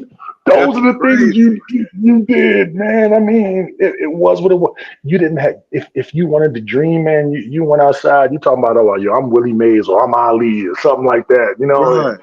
It was, you were using your imagination, and now everything is just given to them, right? It's produced for them. They don't get a chance to develop their brains, man. And it's a disservice to them. You see these people, man, they trying to make all this daggone AI, man. Yeah. And I'm not saying that it's wrong. What I'm saying is you can't live like that. They trying to make an experience that they don't even have. How do you do that? I can say it's wrong. I can say it's wrong. This what you just spoke to, Bobby. Listen, man, my uncle took me down to the river, where we was growing up at. And he said, man, walking to the middle of the river and just be silent. And I saw the whole world with the current.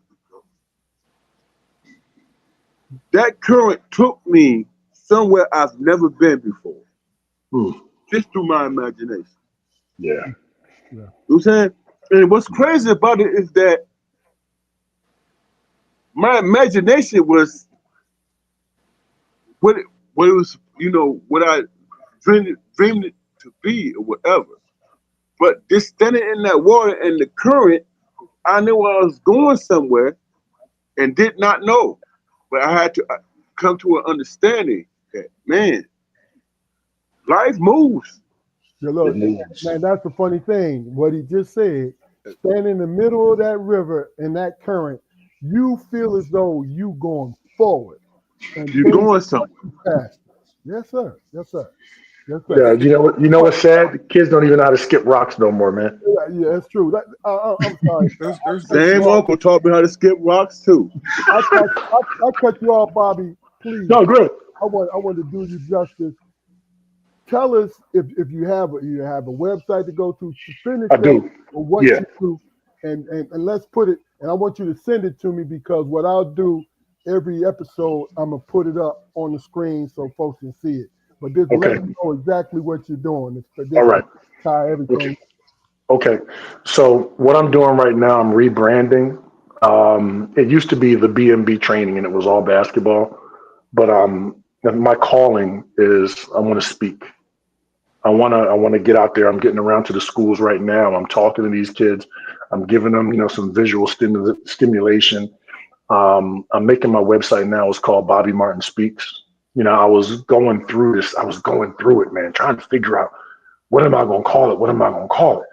And I heard my grandmother, she said, boy, you got a name. You're going to call it, this is what you're going to do. You're going to call it Bobby Boy.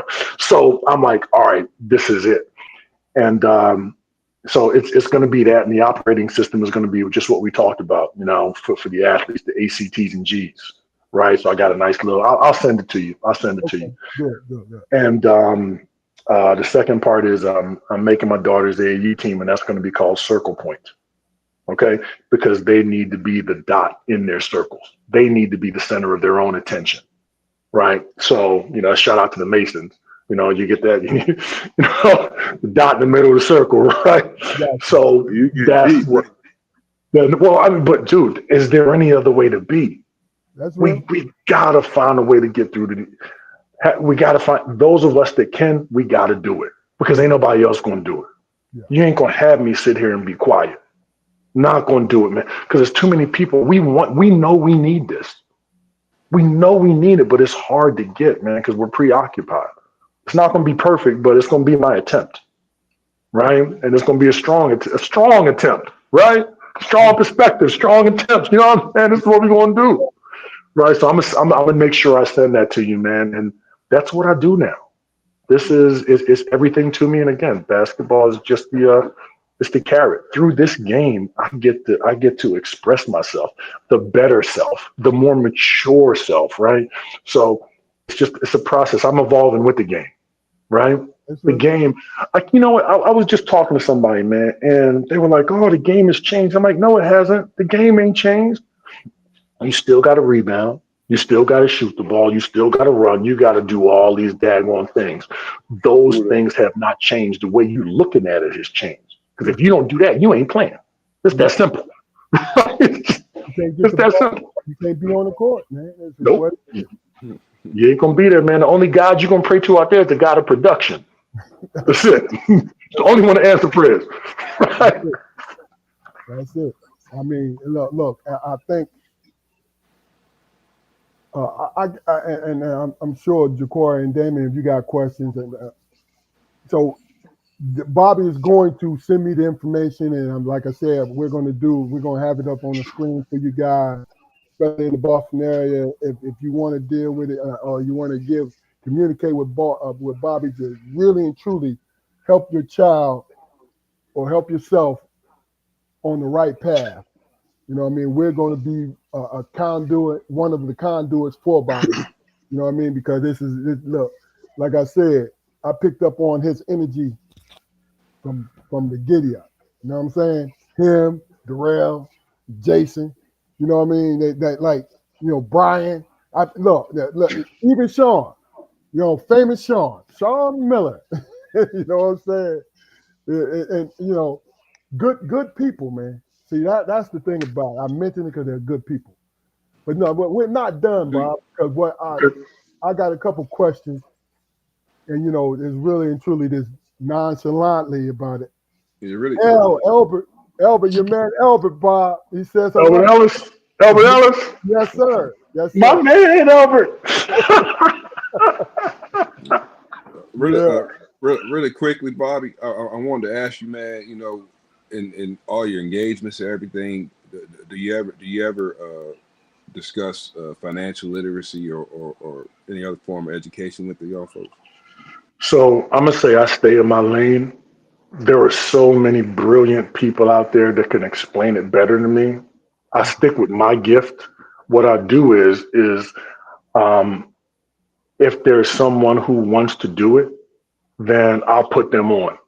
Look, you go and talk about this. You may tell me something, but I don't even mess around like that. I'm not shooting threes. I'm in the trenches, right? I gotta be down here fighting. You go out there and you do that so we can build together.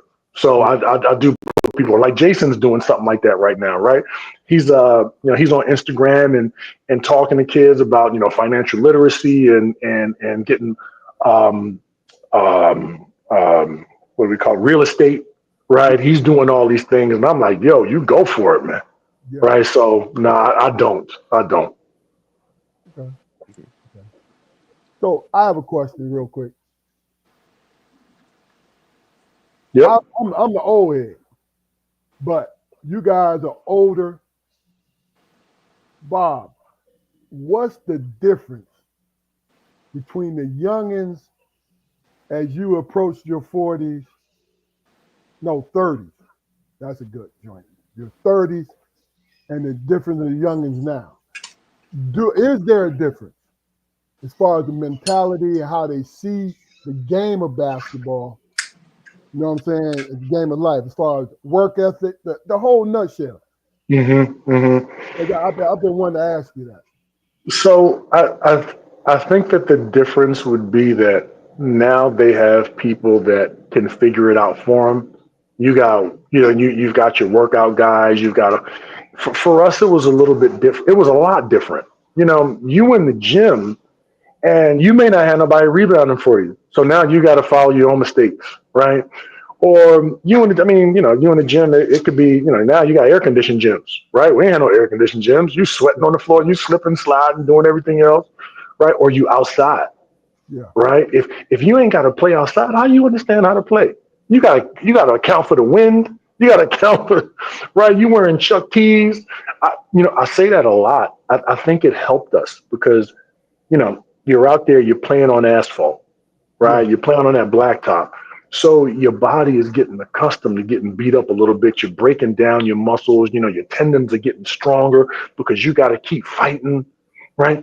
And I think that's what I'm saying it was the younger generation. It wasn't the 30-year-old me that was benefiting from that. It was the 17-year-old me was actually teaching the 30-year-old me, Yeah. right? Because at 17, I got a different mindset. I'm just going for it. I'm fighting, right? And you love it. It's the journey that you love. Now the journey's been cut short for them, right? Because they're getting it. I mean, again, without building that fundamental character, you're giving them the paycheck first. Get the pay. I'm not saying don't get it. Go. You deserve every bit of it. Yeah. Every bit of it, because you can imagine how much the sponsors are getting. Right? If Oh, the yeah. kids is getting that type of money, and the thing is, everybody don't get that money. That's what these kids don't understand. So if you ain't the best of the best, you ain't getting that money. They selling you a dream, Yeah. right? They selling you a dream. So if we're not telling them that it's okay not to be, look, you ain't gonna be the best all the time. We were Bob, let me told ask that. you, let me Yeah, ask you good. this question, man. Is it okay to let those kids who went through what you just described, that they disposable? Is it what? Disposable. You know what I'm saying? Are Were are those they people disposable?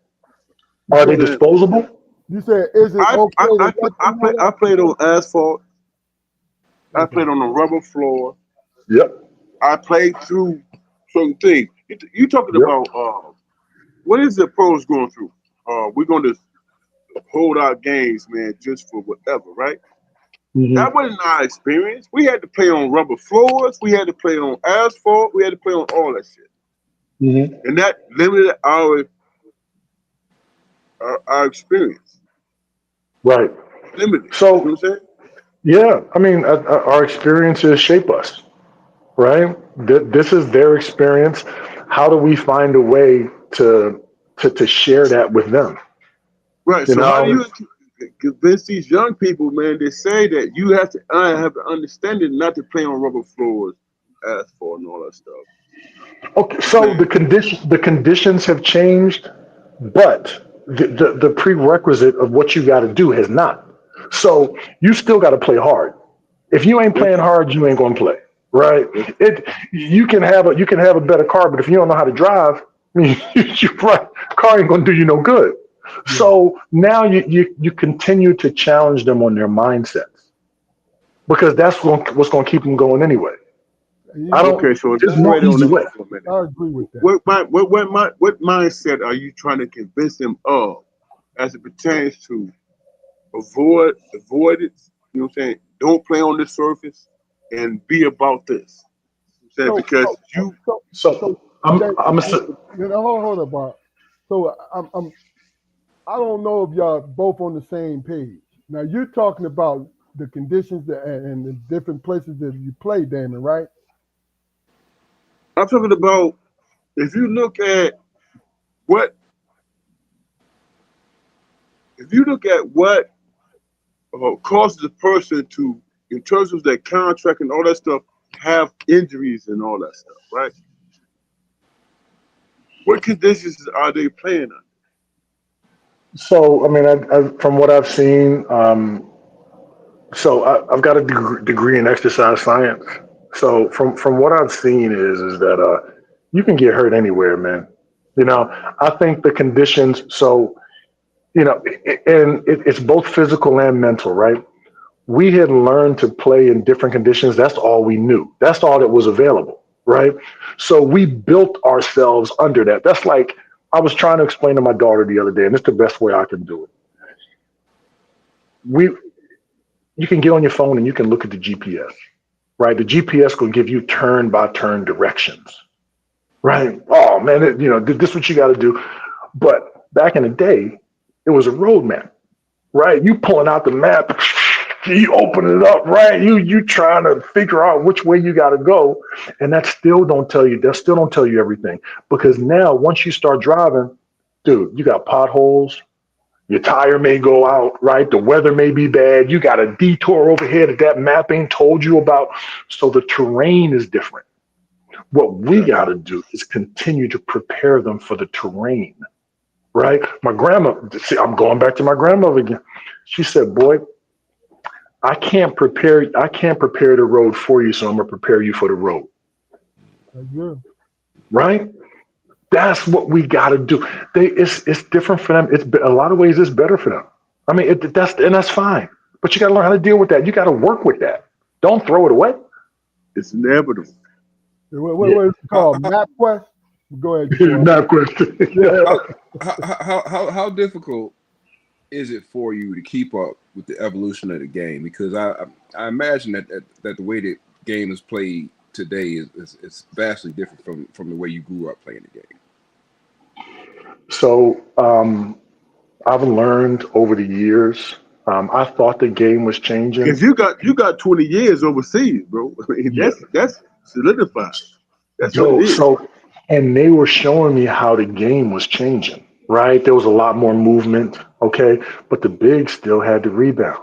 I got paid to rebound, man. Right? They got dudes just going to shoot threes. I think the game is actually going to get better for the bigs. Because if you notice, don't nobody post up no more. Yeah. Don't nobody post up no more. Man. It's been a long time. The first dude that does and got game down there, man, if you get another Olajuwon down there, if Giannis ever decides to go down there and just camp out, the game going to change again. Don't let it be another Shaq coming along who don't want to shoot threes. Yeah. Now the whole thing going to change again. You're going to have to go back and get some guys that's ready to fight. I love the entertainment of basketball. You know, I've always, when it comes to entertainment-wise, I've evolved. But when it comes to just the student of the game, I miss. Like, okay, being an old head, people was locked into positions. Until I saw Magic and other men doing their things in different heights and all that, I was locked into that traditional thing. But then I saw it evolved because, see, I taught myself how to dribble, how to pass, how to do everything because I was a rebounder and defensive guy, right? Right. But watching the people that I looked up to that was my height do different things, in college, I incorporated that into my game where I want to feel comfortable with doing this because it'll help me win. You know what I'm saying? So I'm just saying that to say this, right? I want to answer the question too.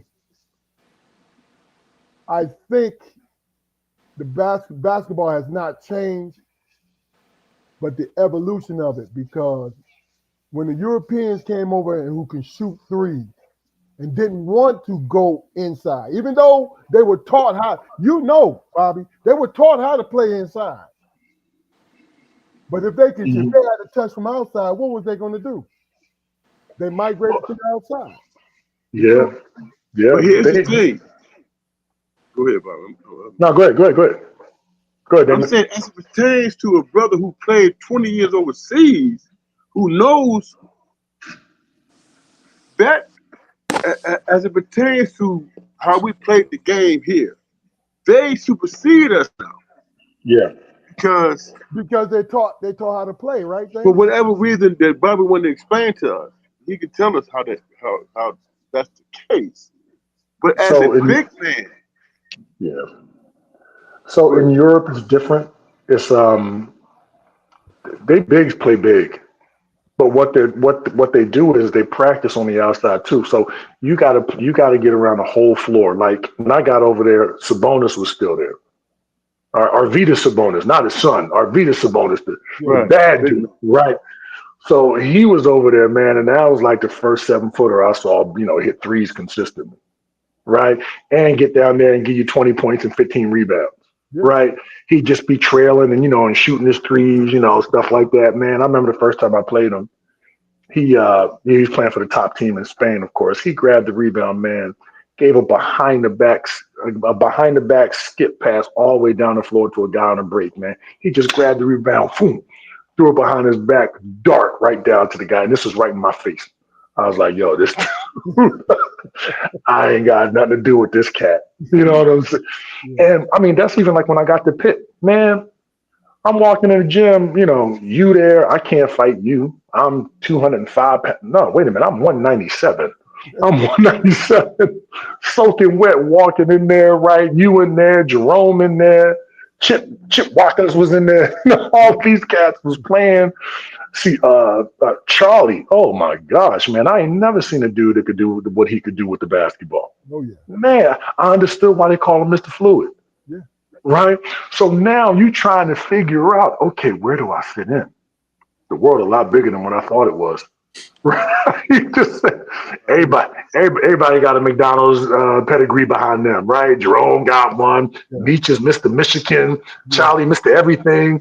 Right? It's like, yo, you playing against Walter Berry, Pat Ewing, all these guys. I'm like, man, I can't do nothing with these cats. So you try to figure it out. Right? You make mistakes. Right, and you grow. That's it. And you get humble. Check your ego at the door, and go learn, man. So I think in Europe the coaches have a lot more power, right? The coaches, the players aren't as they aren't as demanding. They just got to go and play, right? So I think that's a big part of it too. And they're in there twice a day, man, 2-3 hours at a time. Oh, yeah. Like my man who coached LeBron in Cleveland, he was from overseas. Okay. Yep. Yep. Black. David Blatt. Yeah, David Blatt. Yes, sir. Yeah, he was coaching Maccabi Tel Aviv. Yep. Have you ever had to deal with the I'm the man syndrome? And if you did, how did you address it? Have I dealt with it personally? You mean have I talked to somebody about it? What like in the capacity of what you do now? Have you ever had that challenging ego? Yeah, I mean I think all the kids are like that. Everybody is the man from where they come from, right? And you accept it. I mean, I don't think that I want them to embrace that because it helps me teach them later on. Yeah, you are. You know what? That was great. I love what you're doing out there. Now you might want to consider this. You see that right there, dude. You ain't go after that. The man goes after that. The man goes to get that one, right? Build yourself up because they're gonna tear you down. Believe that, right? So build yourself up, and you got to go for it. And it's okay if you fall short. That's what I spend most of my time telling the kids because. You're in the gym with them, so much, and they fail when they're not good at things, and they just melt. These kids today, that's one of the differences, man. They just melt. Wow, they can't make a mistake, right? Oh, Amanda, come here. Come here. Just say hello. I got my peoples on here. This is my daughter, Amanda. This is my 15-year-old right here, man. Hello, how you doing? Hi, I'm good. How are you? All right. Doing good. Good luck, man. Good luck on that floor. Yeah. Good luck to you. Thank Good luck you. to the season and everything. I heard a lot about you. Do that deal. Okay. All right. Get out. All right. Okay. Yeah, that's my baby, man. That's one of them. That's one of them. So she just got home from practice. Okay. So Hey, listen. I'm gonna give you guys a little bit. Then we're gonna go into the last word. You want to finish up, Bob? If you quiet, Damon, y'all want to finish up what we're talking about? No, let him finish the point. oh man, I'm forgot where I was. I had my daughter coming in. I lost my mind for a second. What was I saying? Easy to do. I get it. Well, I just think it's just as far as what you see the evolution of kids. Jaquari asked if you run into prima donnas and how you deal with it. Yeah. So honestly, it's easier, and in my experience, it's easier to deal with them now because honestly, they ain't that good. They are not that good, man. Yeah. And I can pull up film right away. I can take what they're doing and be like, yo, this ain't it. Is that what you did in the game? Right. So now they got to deal with it right away. Right. They can't go home and come back a week later. I can just pull it up right away. So it's a lot easier to just tell them the truth and make them deal with their own bullshit. Gotcha. So is that the reason why the Europeans are dominating in the NBA right now? What I mean by Europeans, I'm talking about Giannis, and I'm talking about. No, they grew up like we did. They grew up like we did. They shut up, they listened, and they worked hard. And honestly, I mean that's probably isn't that the recipe for success? You put your head down, you keep grinding, you keep fighting, right? And you know the thing is, here's the thing that drives me crazy. My man from Canada, with OKC. He's dominating, man. Really? So I had a kid from Canada, man. He ended up being a first round pick. He went to St. Bonaventure, Andrew Nicholson. Okay. So the kids, I used to have the colleges used to send me kids in the summer. So they get here for about 6 weeks. Okay, 6 weeks in the summer. I would ask for 6 weeks. Some stayed longer because you got to get away from what you know if you truly want to grow. Right. So Sean would send me his kids. He would send me his kids. Ohio State was sending me kids. I had the A10 locked up. The A10, everybody from the A10 was coming into Boston, right? And they in the gym, and all these kids is fighting. Georgetown kids was coming in, so everybody fighting. You get about 6 at a time, right? You get about 6 at a time because you can't do more than that because you don't give them what they need. You just don't want runs. You got to give them their own specific stuff. But Andrew ended up getting A10 Player of the Year, and he's a Canadian kid. He's a Canadian kid. Ended up being a first round draft pick of Orlando. All right, Andrew Nicholson. Dude, let me tell you something. All he needed was to figure out how to work. That's it.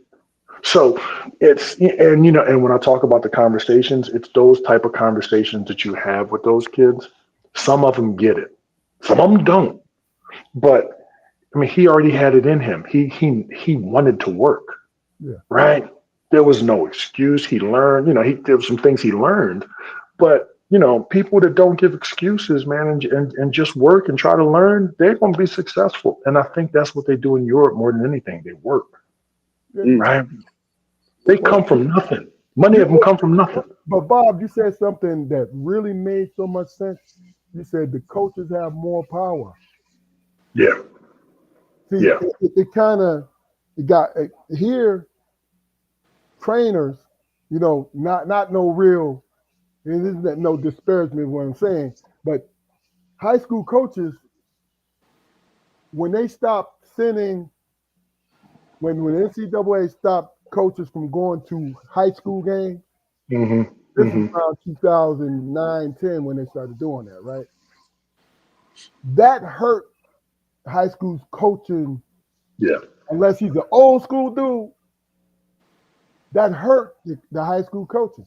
Because they had because they was always at least close to the final say. You know what I'm saying? They had some kind of bearing on things. You know what I mean? They did, man. But now, you got the kids being able to make money, the good kids, they can make money. So now honest, you've got a lot of the high school coaches trying to make money off the kid. That's true. If you have the relationship with the kid that you believe that you do, he's gonna give back anyway. That's But you can't throw yourself in the middle because now you got sharks fighting with other sharks, and I'm talking about the schools, true. right?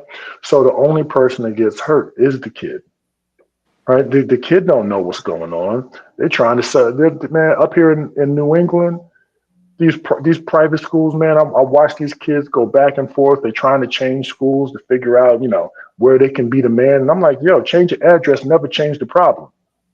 So you can move wherever you want to, but dude, if you or young lady, if you don't just be quiet and stay still, right? Figure out who you gotta be. You're gonna fail anyway. Yeah. And that's when you deal with the egos that you were talking about, right? So yeah, they have them, but once you sit them down and you make them look in the mirror, it becomes easy, man. It really does. But the money aspect, though. And a lot of people, man, a lot of people need that failure, though, unfortunately. Yeah, you need to fit. That's right. But failure, You could be, failure, but man. can you be? Failure should be the most worn tool in your toolbox. It's the truth, man. It should be. Right. But failure is predicated on what? Propaganda. Who you trying to?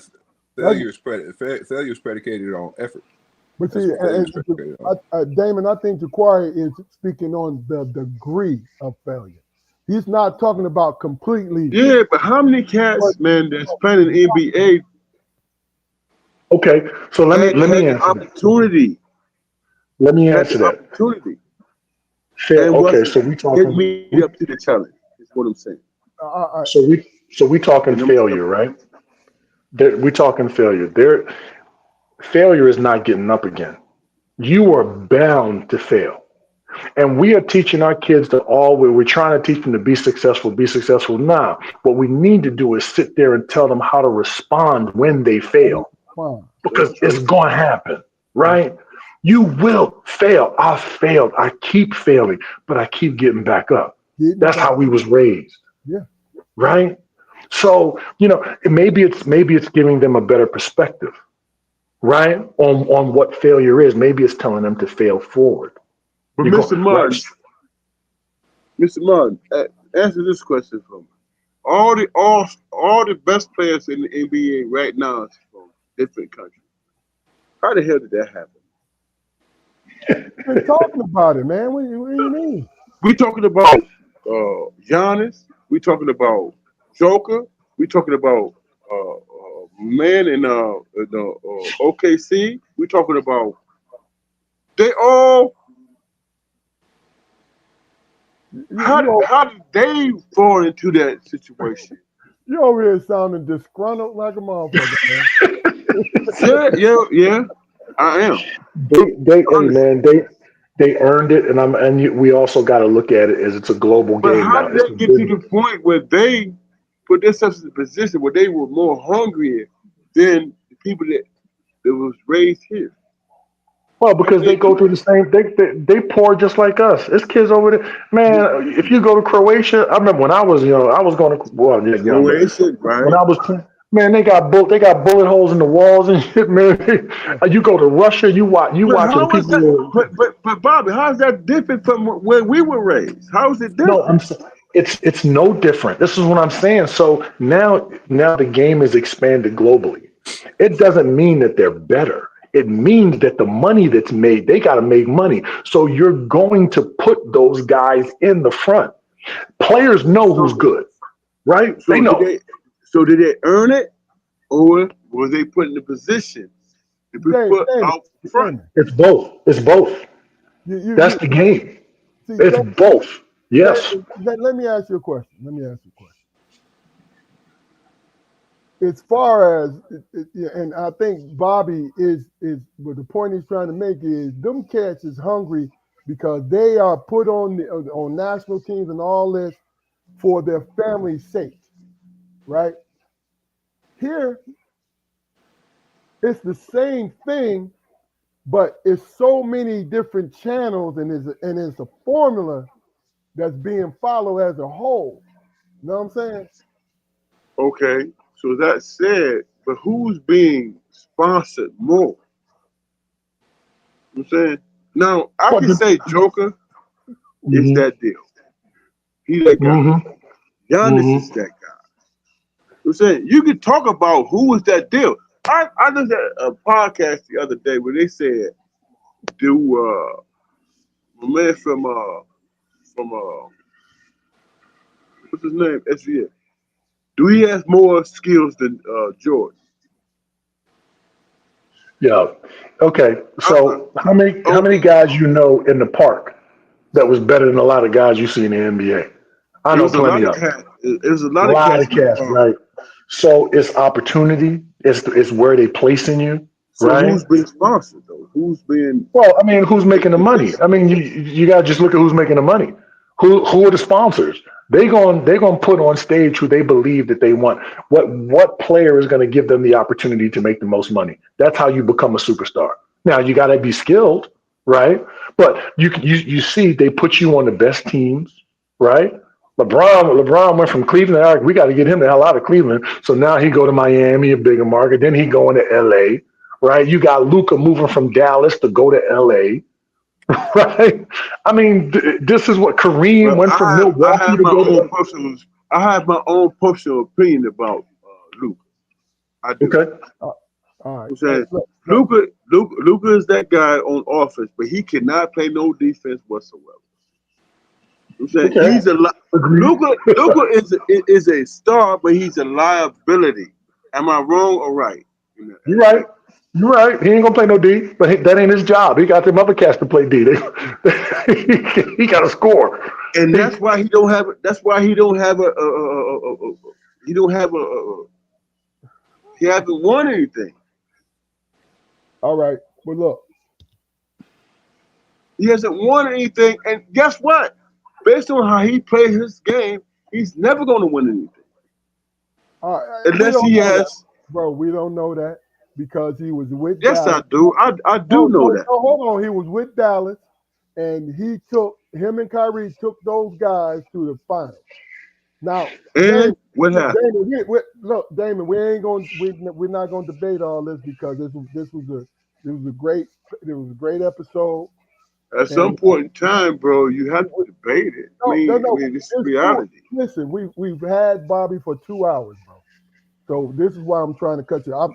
You have valid point, but I'm trying to, you know, I want him to come back. I don't want him to be like, well, damn, I was trying, but they done kept me 3-4 hours. Man, I can handle Damon. I got I still remember my grandmother. I can handle Damon, man. Damon's all right with me. It's my man. We good. And there was valid questions, but Yeah. I told him a half an hour ago we was gonna wrap up. But but look, once he comes back, what we're going The to one do? thing I know about Bobby, I know he ain't afraid of my ass. He went way beyond me. I'm just a Hall of Famer. He paid in the world.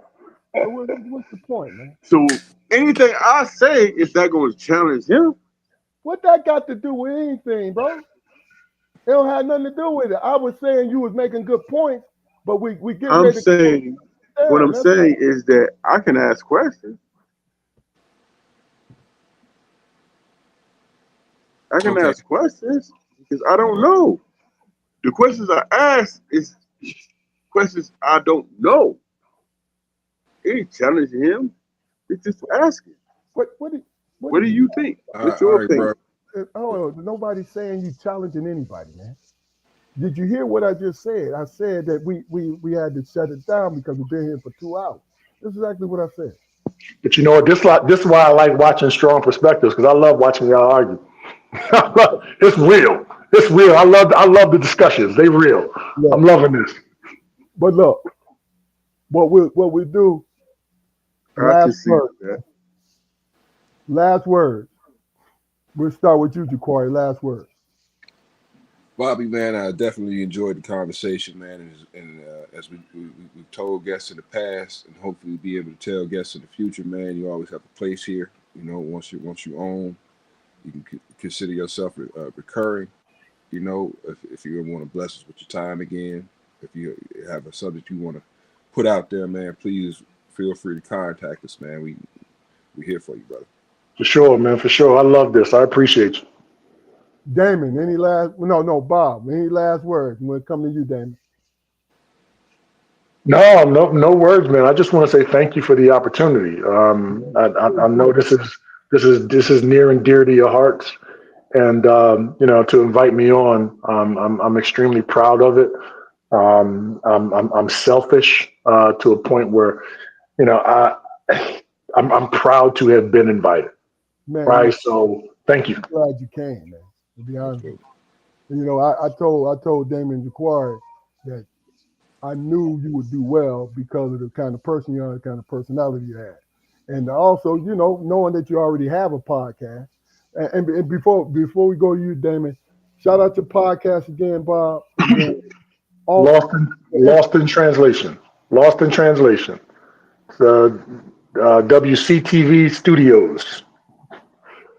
WCTV Studios, ladies and gentlemen. Check it out. Damon, any last word? Here's my last word. This man played 20 years overseas, played in countries I've always wanted to experience and travel to and all that stuff. Man, that is, for me personally, being selfish. Man, how did it feel to play in France, Italy, and all that, man? Man, I'm very fortunate to have been able to travel the world and play. Ain't no place like Spain. It was a great time. I got to change the names to protect the innocent. It was a wonderful time, man. Wonderful time. You know, just Hey, blessed. Yes, sir. me and my wife want to travel to Italy and Spain.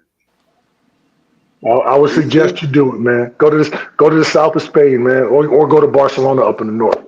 But you down to Malaga, man, or go to the Canary Islands. You'll have a wonderful time, man. Beautiful country, beautiful. That's where I stand on it. Okay. I don't give a damn about basketball. You live that life, bro. You know what I'm saying? I want Yep. to know what it feels like. My last words is this is Strong Perspective Podcast. Do us a favor, go to our YouTube channel by the same name, Strong Perspective Podcast. Like, share, and subscribe. Tell your friends about it. Matter of fact, let's do this challenge. Challenge everybody that you know to go to our YouTube channel, spend 30 seconds there, like, share, and subscribe for us. Push us over the mark that we need to be able to be in the algorithm to be seen more. This is a conversational podcast, and what we do is we learn about each other, we learn about each other's likes, and that's what I enjoy the most. And Damon Armstrong, I'm glad. I love you, brother. Ja'Cory Armstrong, I love you. Bobby, I love you, brother. Love you too, my man. Appreciate you. Look, Hey, man, share, and subscribe, man, because we better than just goddamn street fights and cute kittens and shit. My last word, hey Bobby, man, talk to our people about the places you've been, bro. That's all I'm saying. You know what? I'm gonna say it this way. I've had a chance to go all around the world, but in the end, the most amazing place I've ever been is I've come back to myself. okay. That's what I'm gonna say. You know, there's no place like home, man. No place like home when you start to figure it out. And I'm excited about what I'm gonna find out about myself some more. Always learning. Look, that's a clip in itself, brother. Somebody clip that is going viral. You know what I'm saying? I like that. But listen, thanks again, Bob. We definitely appreciate you, bro. Appreciate you, bro. Appreciate you, gentlemen. This is Y'all have a good one. This is Strong Perspective Podcast. Stay on for a second, Bob. Strong Okay. Perspective Podcast. We'll see you next Friday. Peace.